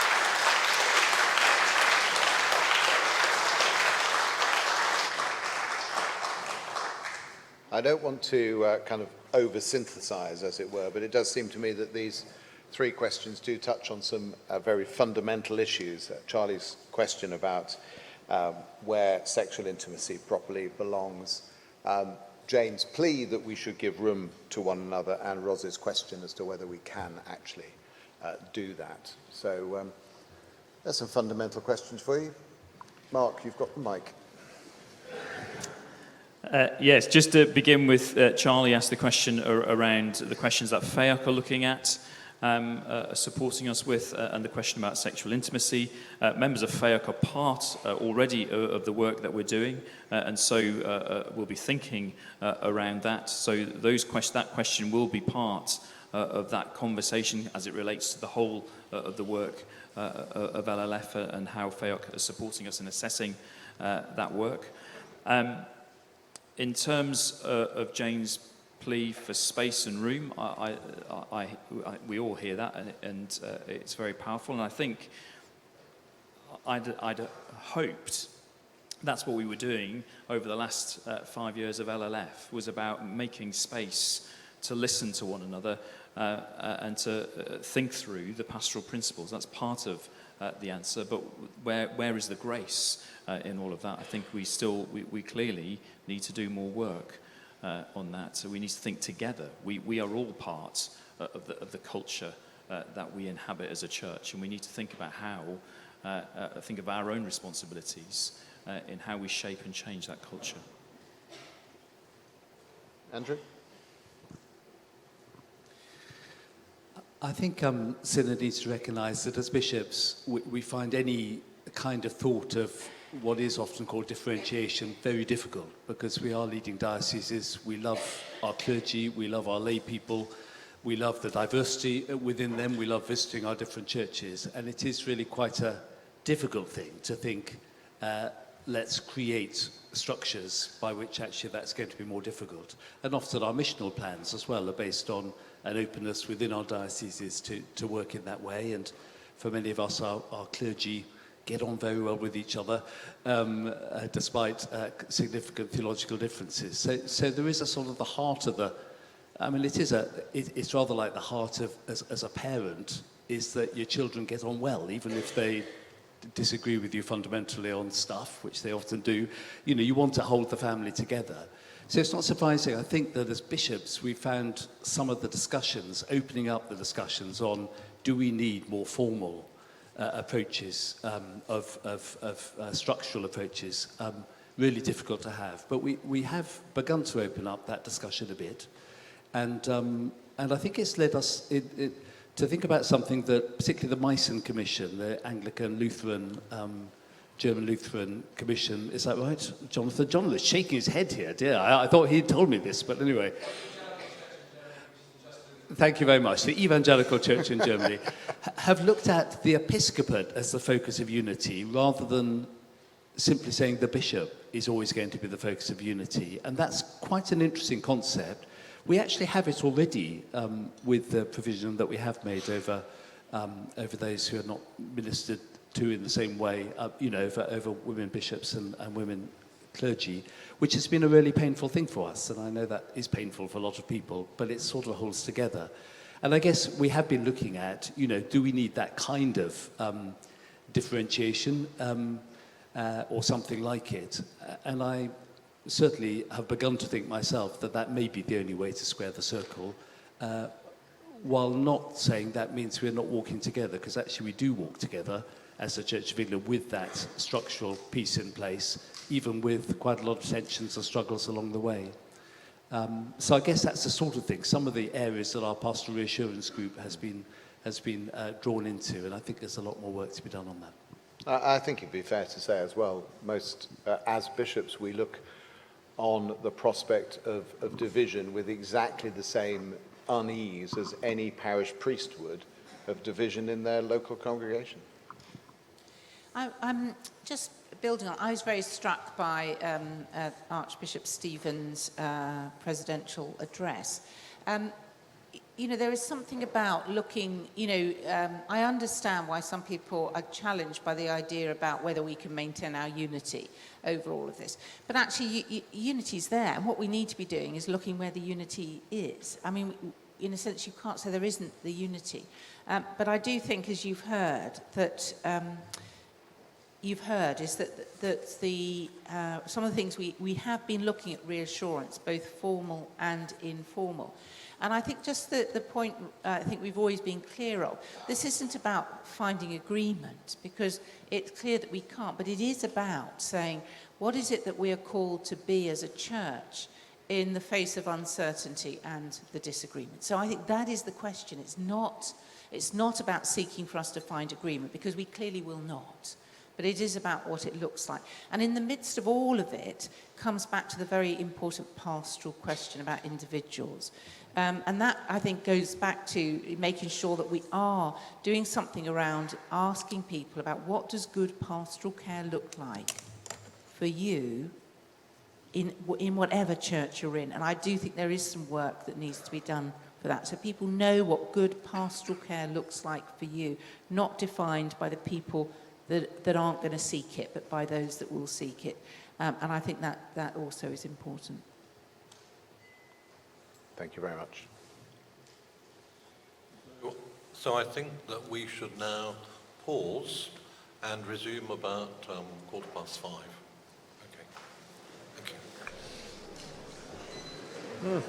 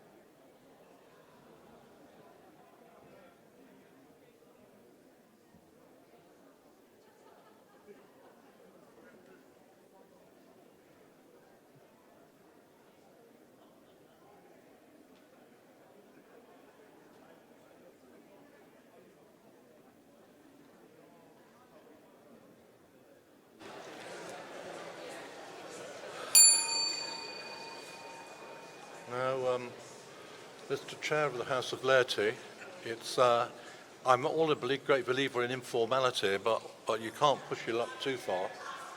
Can you hear me now? Can you hear me now?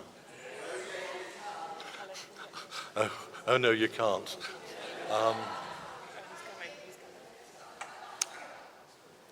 That was an informal ringing of the bell, you will understand, because of course we're not understanding orders. Can I just ask the Archbishop of York to speak before we continue our question and answers? Chair, thank you so much for allowing me to make a short notice. As some of you will have noticed, my dear brother Archbishop Justin has left the chamber, and as I think many of us know, his mother is seriously ill at the moment, probably, well, close to death. And so I've encouraged him to leave and to go to be with her and his family. And he wanted the Synod to know that's the reason that he's left.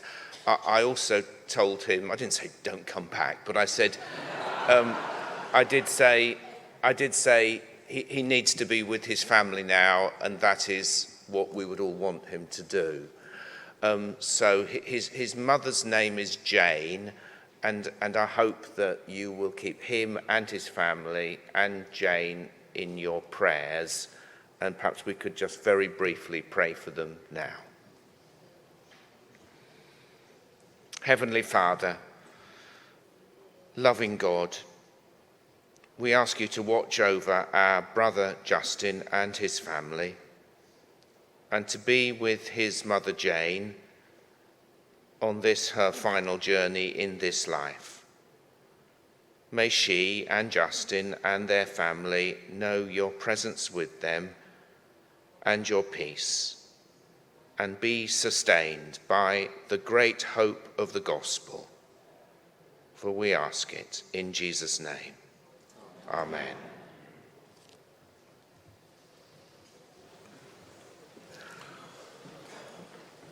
So we're going to continue with questions and answers, probably for about another hour, but we'll see how we go.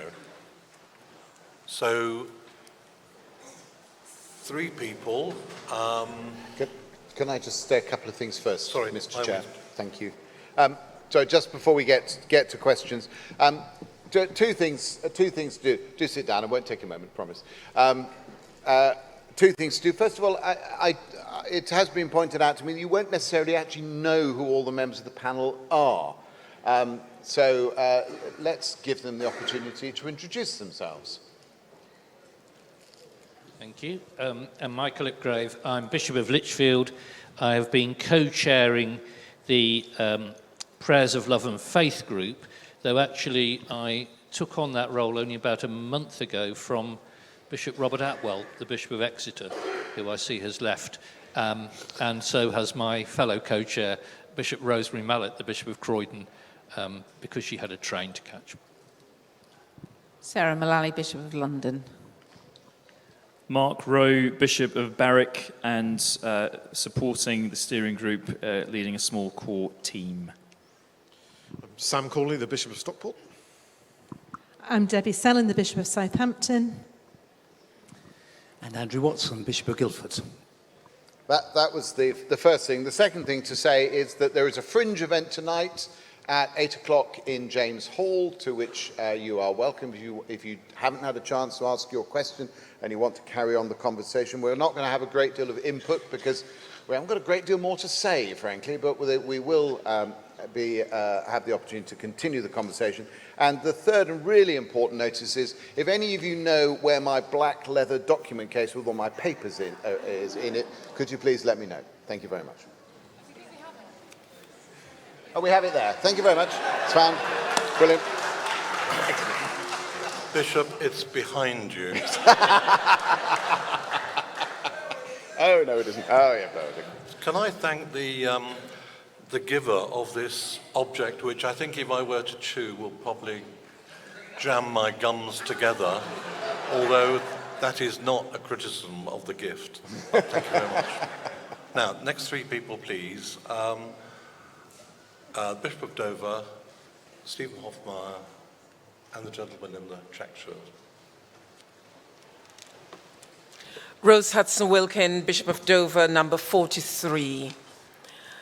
I suspect that if my blood pressure level is taken at this moment, it would be off the Richter scale.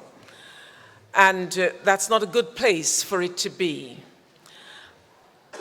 It has been very painful listening and being part of the discussions in the House, in the college, and here in the Synod.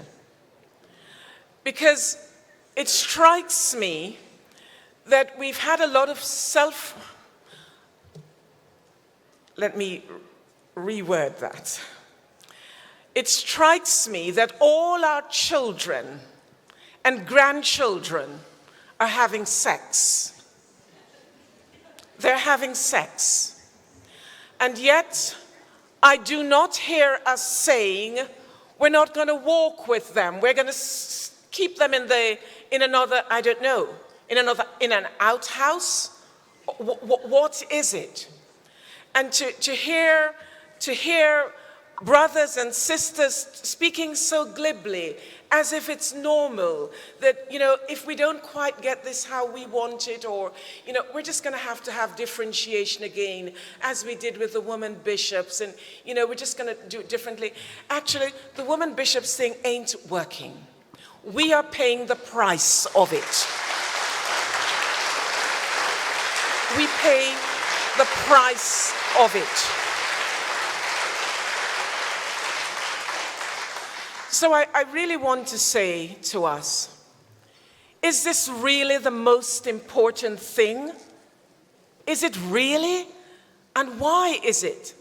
If it was that important, how is it that Jesus continued to walk with his disciples even when he knew of their betrayal and their denial? What is so special about us? Why we think we won't walk with them? What is it? I don't understand what's going on. What are we drinking? What are we eating? My brothers and sisters, my heart is breaking listening and hearing this kind of conversation when there are real issues out there in our world. Half the people, more than half the people who come to us for marriage are living together and they're having sex. So what is it about homosexual sex why we are reacting in such a visceral way? What is it? What is it saying about us, really? I wonder, panel, whether or not, I'm not even sure I know what the question is. I really don't know what the question is. I just know that as a priest in God's church, as a deacon in God's church, as a bishop in God's church, I want all people to be able to walk in and to receive God's grace. And perhaps the question for the panel, if there is a question, is, can we make sure that at the end of the day, God's love is what is on the table, and that we do not allow people to feel that they're less than human, but instead made in the image of God. And that seems to be far more important than doctrine and anything else. Thank you.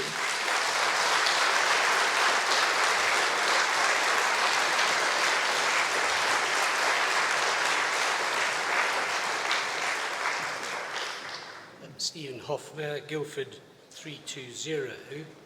Bishop Rhodes, I would love you to enter into conversation with my 37-year-old triplets in relation to the speech which you've just made. You might be interested in them, faithful Christian members in churches in London and Guildford who may have a different view to you in relation to those matters.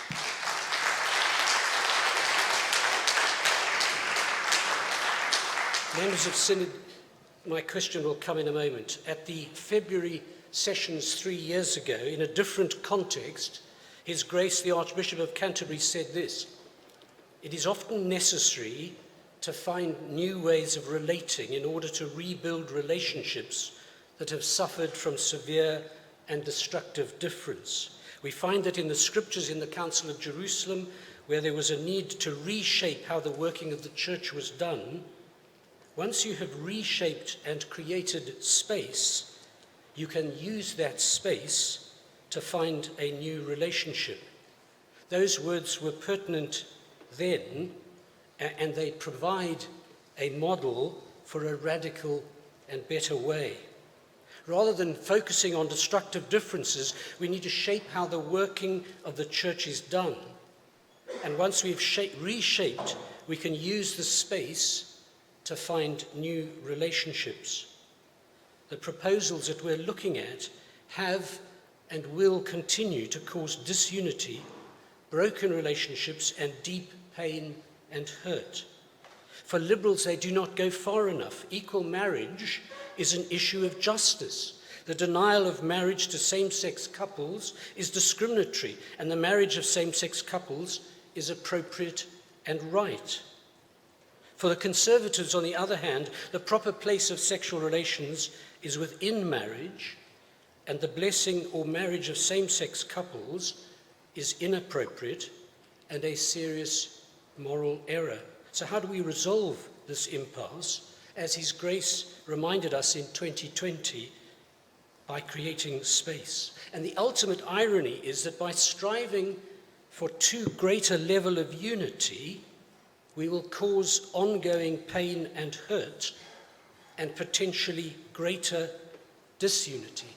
Whereas reshaping the working of the church by creating space, we can achieve a win-win situation. The liberals could move swiftly to equal marriage, and the Conservatives could continue under the historic doctrine and teaching of the church. There's a better way.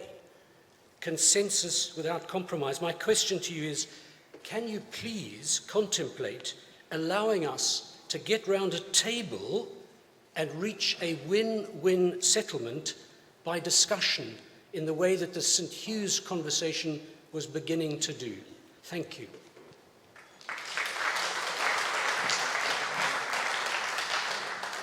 Mark Bennett, 184 Oxford. I'm one of the General Synod representatives on the Council of Westcott House. I also have a private member's motion on the issue of ordination following divorce and remarriage, and I was interested in February to hear about the scope of the pastoral guidance. And my first simple question, I have two, I'm afraid, is whether the pastoral guidance can, in its initial form or planned later, contain all the guidance in relation to the ordering of the intimate and relational lives of our ordinands, so it's all in one place rather than dispersed, because the dispersed guidance gets out of sync. When I was training, I did a master's dissertation looking at introductions and rubrics. As we have introductions and rubrics to prayers, and there have been lots of concerns expressed about what those should contain, could we make sure that our introductions and rubrics enable the people who use the prayers to use them wholeheartedly and joyfully when they do, and not take away the joy by the tone of the rubrics, notes, and so forth that we have? Thank you. Thank you very much.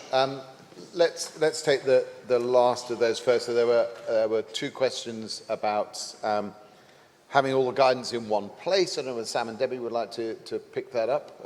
There we are, overloading you again. And then Michael, perhaps the question about, because there's only you to answer that now. As a former presenter, it's always great to hear about rubrics, passive aggression, as how I use rubrics to remote control bishops, which probably why I ended up as one. But they are seriously very important, and that is one of the reasons why there's this need to work together between the three groups.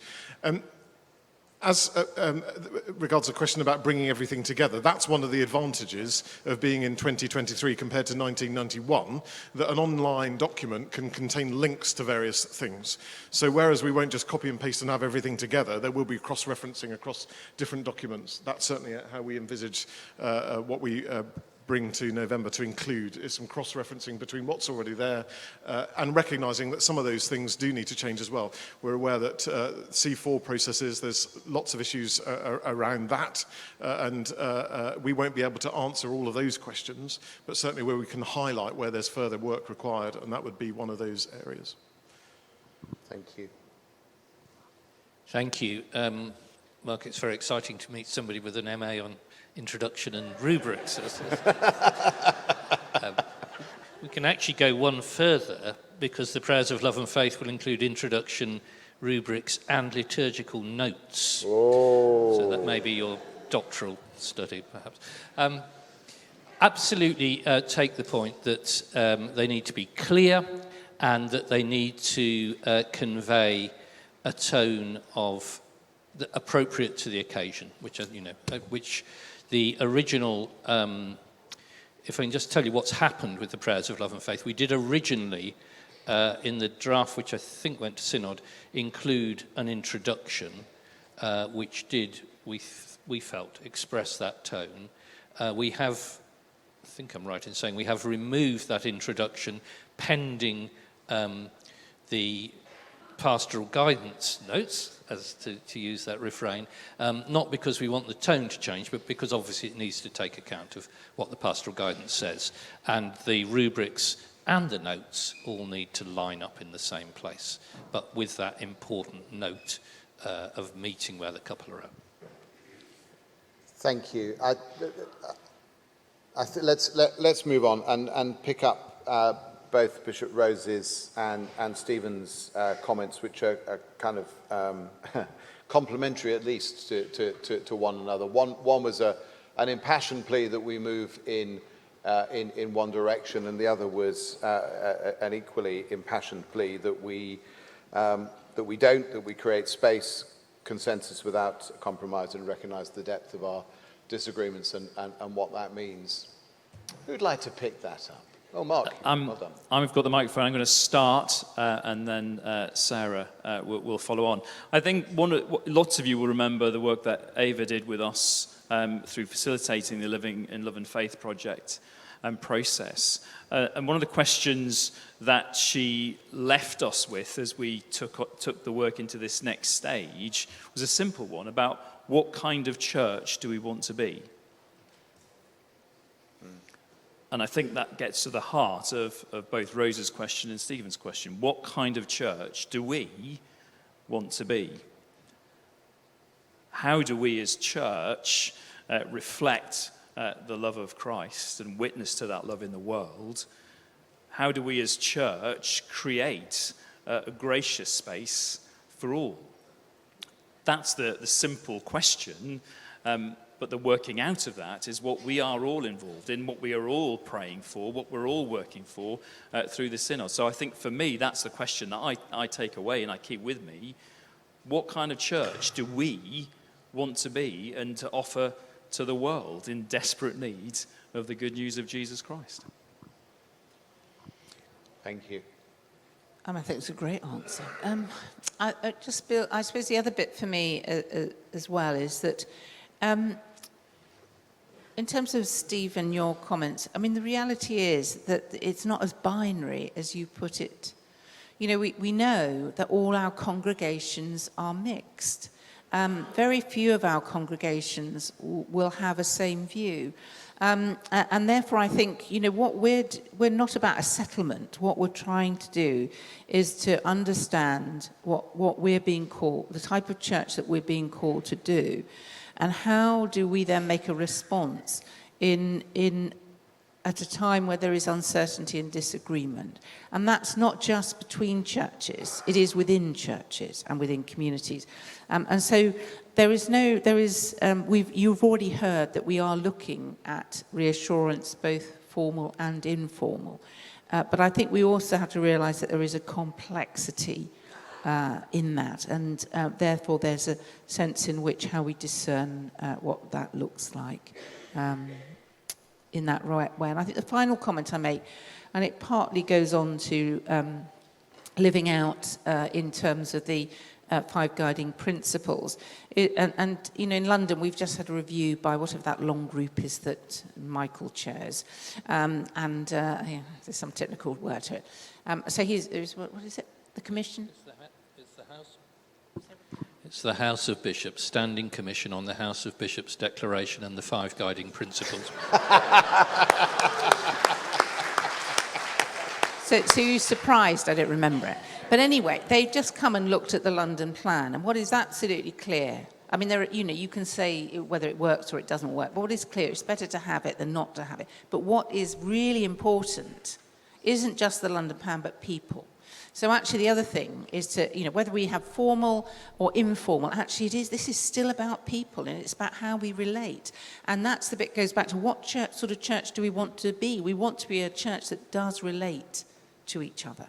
And I think that's, because God is relational, God, Father, Son, Holy Spirit. Andrew. Just responding to Rose's speech, I think there is a difference between pastoral care and teaching. Our pastoral care absolutely says we all recognise that we fall short of God's, Jesus says, be perfect as your heavenly Father is perfect. I mean, pastorally, we're dealing with others and dealing with ourselves, and Jesus deals with us with extraordinary grace. But I think that the challenge here is whether we change teaching, and that's what marks this off a little bit from, it isn't really about sex, it's about teaching and pastoral care, it seems to me, that we're talking about here. And I think change of teaching does create, or potential change of teaching does create a very different kind of situation than recognizing that, of course, pastorally, we're dealing with fallen situations, including very much in ourselves, the whole time. And it's something about that sort of full of grace and truth, Jesus setting impossibly high targets on the one hand, but also showing immense grace on the other. And somehow we find it extremely hard to do that, and I understand why we do. I find it extremely hard to do, to operate full of grace and truth. But it seems to be that's what we're called to do. And I think that's why, Rose, you and I probably differ on this, that actually I think that I do see this as a teaching issue. And do we shift the teaching to accommodate the pastoral realities, or do we say, no, the teaching remains, but actually the pastoral realities are that we are all dependent on the grace and mercy of God. Thank you. Thank you very much.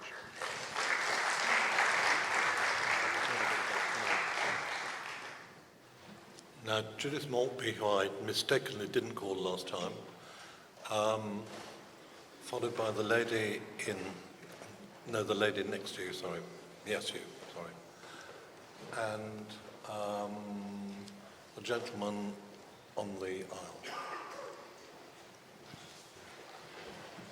Thank you. Judith Maltby, University TEIs 452. Thank you, Chair, and thank you, panel. This can't be easy, I imagine. In the answer to a question I put to in questions about the connection between safeguarding and LLF, the answer from Bishop Sarah was material on pastoral guidance and pastoral reassurance will be reviewed from a safeguarding perspective before they are issued. And the reason I keep bringing this issue up is because ICSA and numerous safeguarding reviews, I'm thinking here of Gibb on Peter Ball, the jaw-dropping report on Stowe, and Maids Morton in the Oxford Diocese, that case, which you remember, ended in the murder of a church warden. The recent case on Father Griffin. ICSA, all these reports point out to the church that our attitudes and discriminatory attitudes towards LGBT people make the church less safe. And we're a key element in all those catastrophic safeguarding failures. So my question is, how are you going to incorporate this safeguarding insight before we, in the production of the reassurance and pastoral guidance? Thank you.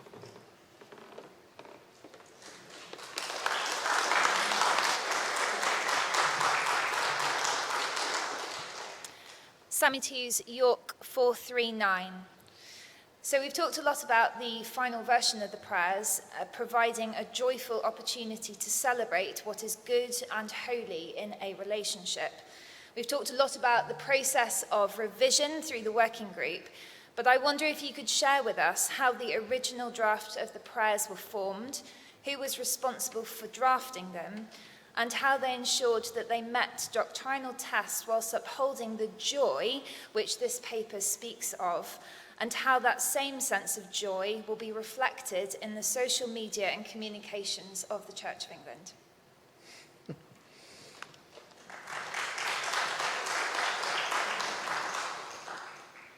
John Babington, Leeds 132. There's a sort of dissonance that I'm struggling with. It's striking to me that it feels as if in our discussions this afternoon we've heard very little reference to the scriptures. And yet in his answer to question 88 in the written questions of this group of sessions, the Bishop of Lichfield affirmed that in contemporary Anglican thought, scripture is the primary source of ecclesial authority. And that suggests to me that perhaps the primary task of the House of Bishops post-LLF should have been an agreed statement on the Bible's teaching on a holy life in relation to sex and relationships. But in their letter to Synod in February, the House of Bishops seemed instead to emphasize the need for prayers which relate to, and I quote, a proper 21st century understanding of sexuality. To me, it felt that questions relating to scripture were referred back to the LLF book, but the LLF materials contain contested views of scripture and of key passages. And I've been told many times, well, people just disagree about the meaning of scripture. But that suggests we've adopted a postmodern hermeneutic. And when we read the Bible in church, we end by saying, this is the word of the Lord. And that suggests to me that scripture does mean something. So I wonder if it would be possible, if I could ask the bishops, could they produce an agreed, specifically scriptural rationale to support the theology that lies behind the prayers of love and faith? Thank you.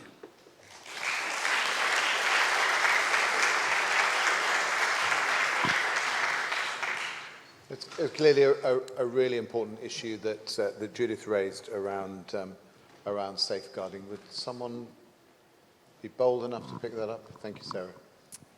Yeah, thank you, Judith. So I think you're probably getting, I mean, there are two things. So we have involved the NST along, and that will happen in terms of pastoral guidance. But actually what you're really asking about is culture. So I don't know the detail of all the things you've quoted. What I do know is I know about some of them. And it is about culture and also about transparency, about having a pastoral, an environment in which fear does not exist. And therefore, I'm sort of sitting here thinking, well, will the pastoral guidance do it or not? There's certainly the bit for me about how you develop. So there are two bits. The one that's, I suppose, very explicit to that is around what does good pastoral care look like for LGBTQI people, whether they're clergy or whether they're people in our parishes. Now, I do think that is a piece of work that needs to be done. I also think that there is a piece of work about transparency, so that we're more transparent in the way that we can about what our churches, whether they're inclusive or not inclusive. Whilst that may be difficult because, of course, as I've just said, not all our churches are the same. But I also think it goes back to the fact that we need to have an environment in which people aren't afraid to talk about their sexuality. And certainly my experience has been is in a time where you that sort of don't tell, you don't see, that's appalling. And therefore that culture change only comes about by our actions in the church, and we're all responsible for that. And part of what Living in Love and Faith has done is enable people to talk about it in churches and in dioceses where it's not been spoken about before. Now that conversation is not over yet. And not least the fact that we're not good at the language we use when we have that conversation. So in a sense, I haven't got a complete answer for you around it, because I haven't. But I do know that we as a church are as a church responsible for our culture. And I do think that something we have to take seriously is about how we do treat people in a way that they do not have to behave with fear because of their sexuality. We're not there yet. And I do know exactly, the reports I do know that you have mentioned, I know absolutely the cultures that we have to change. But it's not just about that, it's the cultures of deference. It's the whole series of things about culture where we treat each other with respect. And I think that's important. And I also think it's important to bring into the context where we're looking at formal and informal reassurance. What we can't have is a formal structures that mean that we're developing churches that aren't accountable to something larger, something bigger, and churches that, because they feel they want to slightly separate off, they separate off with some of the other good procedures and policies. So I do think that we have to bear in mind explicitly what you've said in developing going forward. And it goes back to the point that Mark rightly said. What is the sort of church that we are and that we believe God is calling us to be? So sorry, not a full answer to that. Thank you, Sarah. Can I turn to Michael for the drafting of prayers question, if you would? Yes. Thank you, Sammy, for the question. I think you're asking about the lineage of the prayers of love and faith before they arrived, before they were seen by General Synod.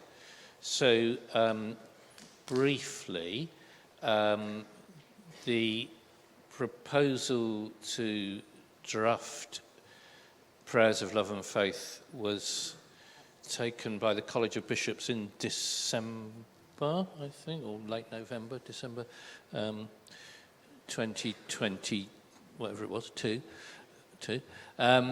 The work was undertaken by the Episcopal members of the Liturgical Commission, who of course have been part of that meeting, very ably supported by the staff of the Liturgical Commission. Initial drafts were then circulated confidentially to a group, to a number of people from the LGBTQ plus community, and we received anonymised comments and suggestions from them, which we took into account. And from there, and I think we're now kind of approaching New Year this year, so this was over the Advent and Christmas period, really. They came to a College of Bishops meeting in January, I think, and then to the House of Bishops, and that was the version which then came to Synod. And you asked about joy, I think, and it's been an entirely joyful process throughout. And lastly, with this set, something about the role of Scripture. I think in terms of the role of Scripture, I think we want to say that's always part of everything that we do as the church. It's part of our theological reflection. The question was about the House of Bishops producing a rationale. Well, the pastoral guidance will have a theological introduction to it. The work will have a theological introduction to it, which will be grounded in Scripture. So that will be the work that is being drafted over the next few months. That will go to the College of Bishops, the House of Bishops, and will come to Synod in November. And then you'll be able to judge and see the work that we've done. But all of our theology, as the way we are set up as a church, is grounded in the Scriptures. Andrew, and then we'll move on. Yeah. Debbie, and then Andrew. That's fine. Just to add to that as well, the work of FEOC will also be contributing to that, and we're really grateful to FEOC for taking this on, and that is going to be a key part as well of what will then come. Yes, I was going to say much the same. I think the point is taken that the LLF book really accurately put across different views in a number of these different areas in a very sympathetic and helpful way. But actually the work to then compare and contrast and so on, I think we haven't done as we should have done. And I think FEOC's involvement there would be really helpful. I just wanted to come back very briefly on Judith's really helpful point. I mean, I think it's absolutely right that we need to look at culture, and particularly culture of don't tell, don't ask, don't tell, and how that can contribute and has contributed to some ghastly safeguarding disasters in church life. And I'm very grateful. Actually, one of the best things I think CEC have done is actually done some heart searching on that in evangelical culture, and actually encourage churches to look at their culture in that sort of way. I think the only thing that perhaps I might sometimes feel is that there can be a sort of a suggestion that to hold a traditional view on these things is itself abusive, which I think is really important that we don't fall into. I think there are cultural things about leadership, styles of leadership. I mean, I've experienced that myself, my youth, where exactly you need to ask exactly those questions. So I don't deny the question, but I think there's a danger that even the question could end up becoming weaponized. Thank you. With the Chair's indulgence, I just want to say a couple of things. One is about, I hope I say this kindly, Synod, but about kindness. And there are some people amongst us who are not particularly used to Synod's ways and have found some of our ways rather upsetting today. And we do need to pay attention to how we deal with one another, especially the people who we may not know and who may be rather adversely affected by the way that we express ourselves. And also, if I may just plead, this is supposed to be a conversation. We are rather moving into Synod question mode and the giving of speeches. This is supposed to be about questions and conversation. So 3 more contributions. The lady there, sorry. Gentleman there in the black shirt. Sorry, it's the lady. Sorry, I can't. I'm sorry for the light. I can't see you. And the lady there in the with the hand up. Yes, you. Hi, it's Miranda Threlfall-Holmes, Liverpool 156. Just to begin by saying that I do agree with Bishop Rose, and I do remember it being explicitly said in the debates on women bishops, when we sat through those here 10, 15 years ago, that those arrangements were not going to be used as a precedent for this issue, which we all knew was coming over the hill. I'm sure my friend Mark Bennett could look out the detail of that in Hansard if we wanted to. Let's talk about the Bible. I never thought I'd stand up in Synod and talk about the joy of sex, but let's talk about Song of Songs and that beautiful image and use of desire. There's no suggestion at all that the 2 people in Song of Songs were married, but they absolutely, passionately desire each other. I'd like to commend Jessica Martin's work on the holiness of desire.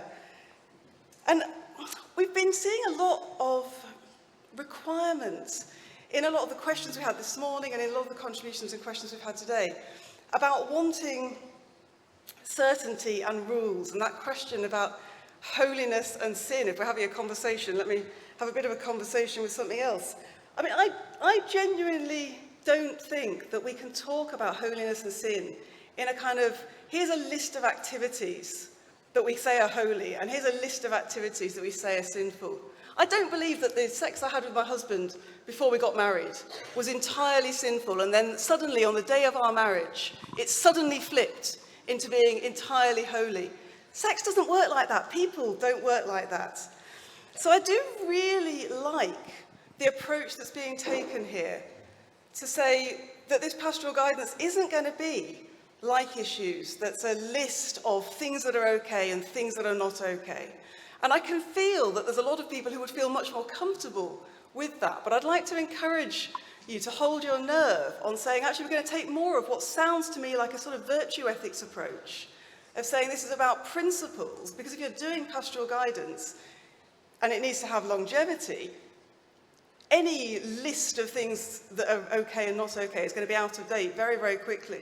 We need principles that we then trust people to pastorally apply to the reality of different people's situations, which are always going to be very, very, very different. And finally, just to say, I'm really grateful for the reiterated assurance that what's coming in November is not another 8-hour debate and vote, but is about the implementation of a decision that we have made. That's hugely reassuring. I'd just like to ask the panel how we ensure that that isn't derailed or delayed. Some of the questions we heard this morning seem to suggest that people might want to use a debate about details of implementation as a way of trying to reverse February's decision. Thank you.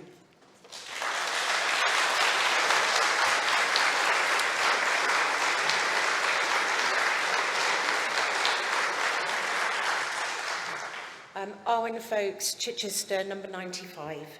Thank you, Chair, for letting me ask a question.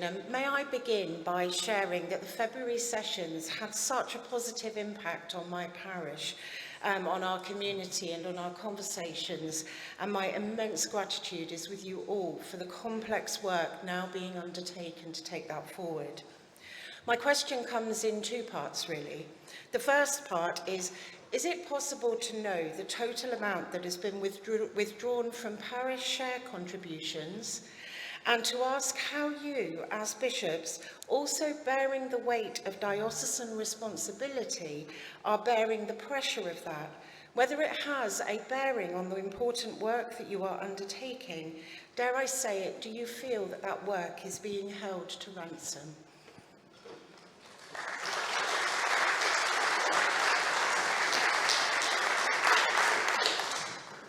Helen King, Oxford 378.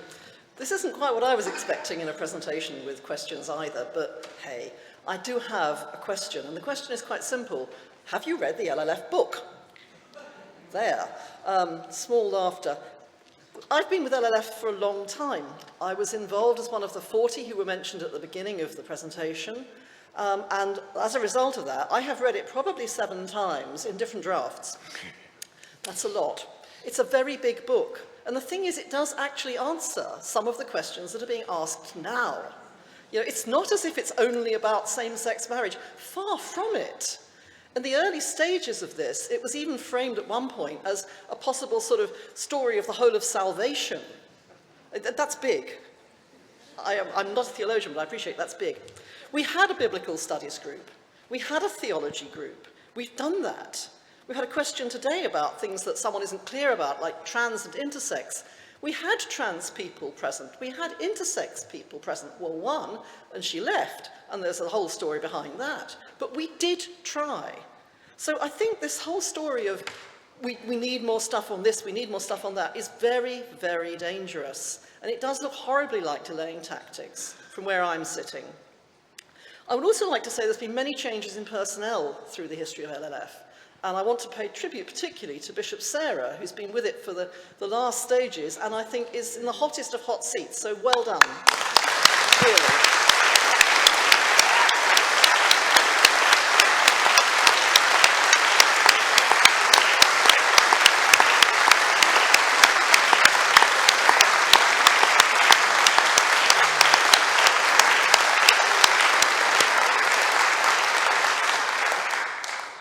Now, we've we've been through various manifestations of LLF. We've had the Next Steps group, we've had the implementation groups, we seem to have the reference group, and I do worry slightly that along the way, people have forgotten to read their LLF. So can the current reference group be aware not only of what's in the book, it's a big book, but also what's on the website, the resources, the bibliographies, the additional papers we wrote as part of the process? There is a lot there. And if you could use that, it may save some of this, oh, we need to do more, we need to do more. Thank you.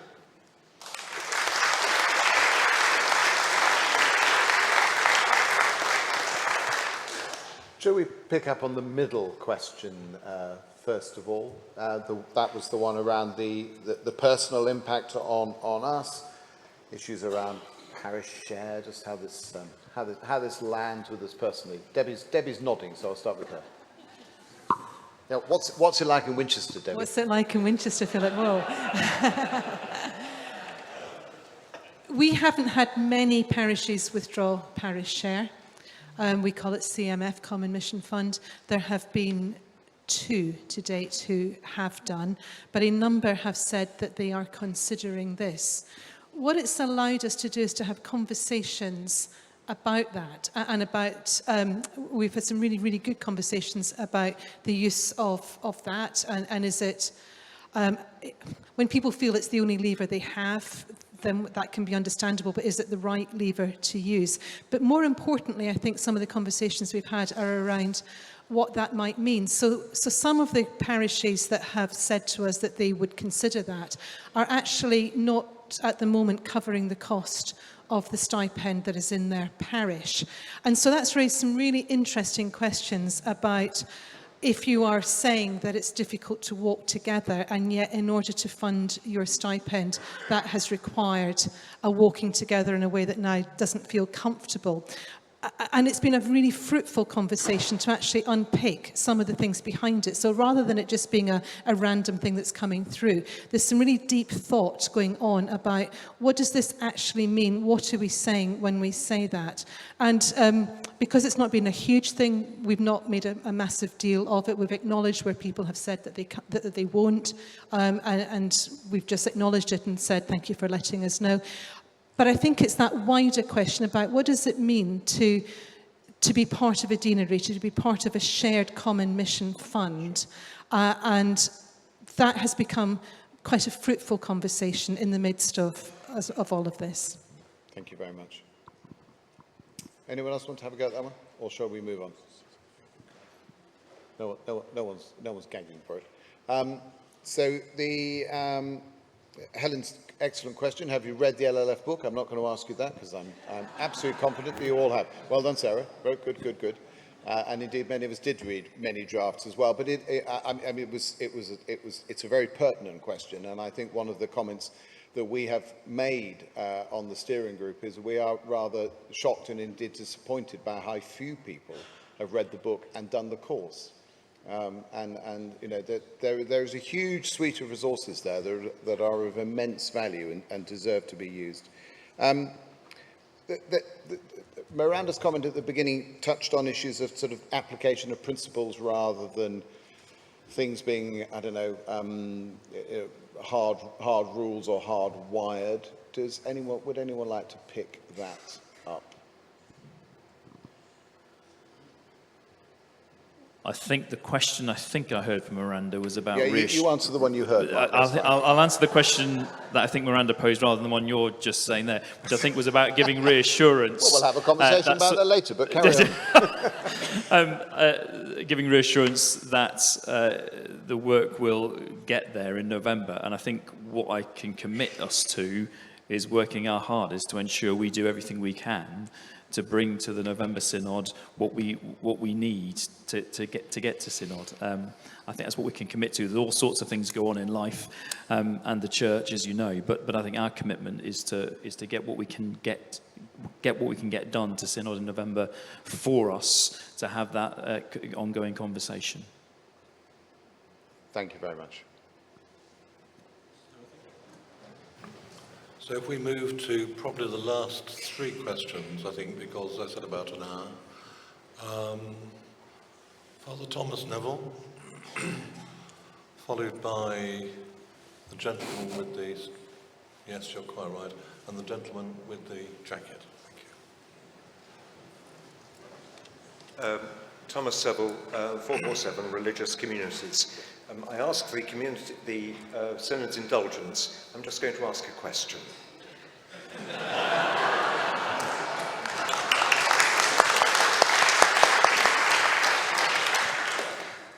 What reflection has been or is being done on the nature and extent of freedom of conscience? Thank you very much.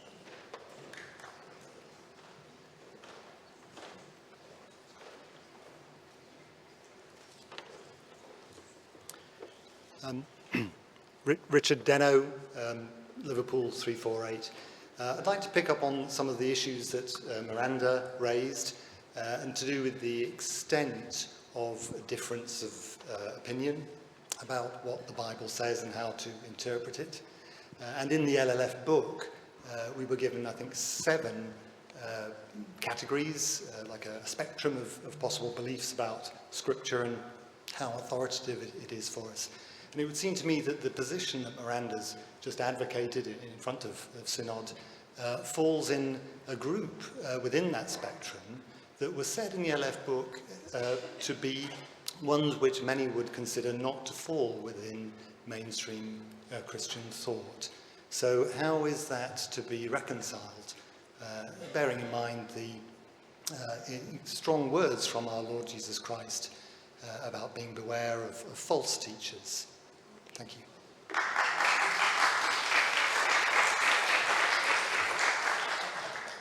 And Andrew Atherstone from Oxford. My question is not about the content of the prayers, but about the process of implementation. And especially these canons Bishop Sarah has already mentioned to us, the liturgical canons B1, B2, B4, B5. We've heard plenty of blogs about these themes, and there have been leaked letters on these themes. What we haven't had as a synod is a briefing paper on what those canons are, their history, their weight, and their process. And I think that's really important for us as a synod.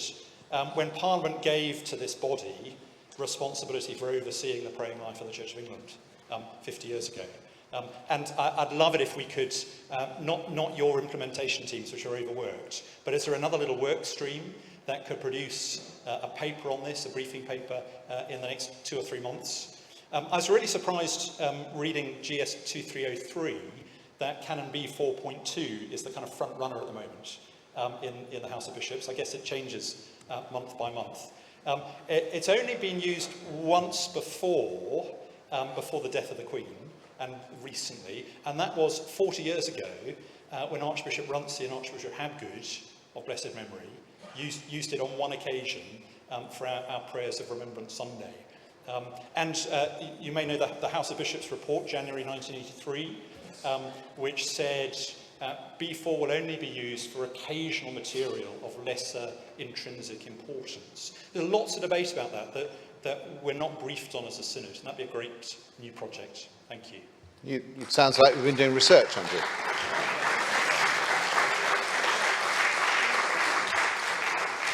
If I may suggest, Richard, your question, I think we have dealt with this issue about the reconciliation of very different opinions. I think we would be just going over the same territory. Could we touch on the work about the nature and extent of freedom of conscience? Andrew, thank you. Yes, Malcolm Brown did some useful work on that as part of the pastoral reassurance group, which would be, I think, good for us to resurrect as part of that.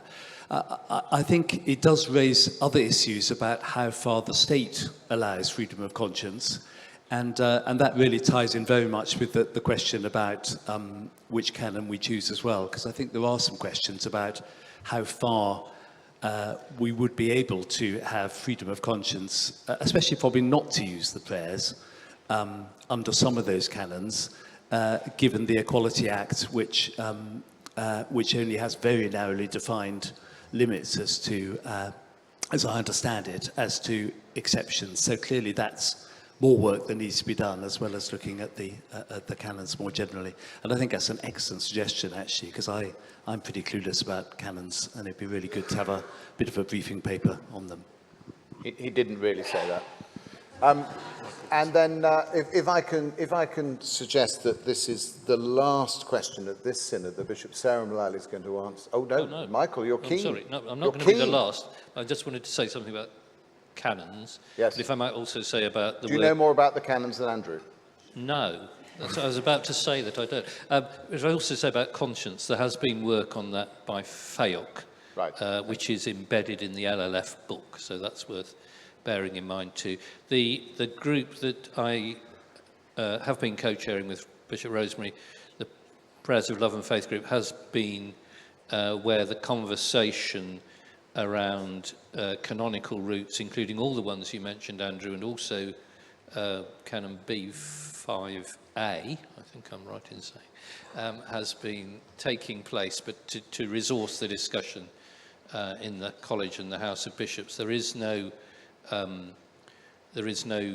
decision on that as of now. So I think a paper briefing Synod would be really, or briefing whoever needs to be briefed, would be really helpful, because it is a complex issue. I would say that, I think I'm right in saying that the last use of Canon B42 was the coronation, which would not really be described as an insignificant service. So it's interesting how the language is used. But I think the proposal of that is a very good idea, and we'd welcome that. Thank you very much. I think you've just excused Sarah from answering her last LLF question, unless you really want to. No, she doesn't. No, quite right. In that case, thank you, Synod, very much for your careful attention and indulgence. Can I thank Synod for a lovely tone for the question and answers, which is much appreciated. I'm asked to remind you, before we go to worship, that there is a Synod deep dive on mixed ecology, which will begin at 8:15, not as previously advertised in the exhibition centre. There is, of course, the fringe event this evening for LLF at 8 o'clock somewhere. I can't remember where. Yes, but I ought to say that Bishop Sarah will not be at the fringe event, so she doesn't have to answer any more LLF questions. Right. And I'm also asked to remind you that if you go to the Minster tomorrow morning, you should wear your Synod pass. So please do. Thank you very much indeed.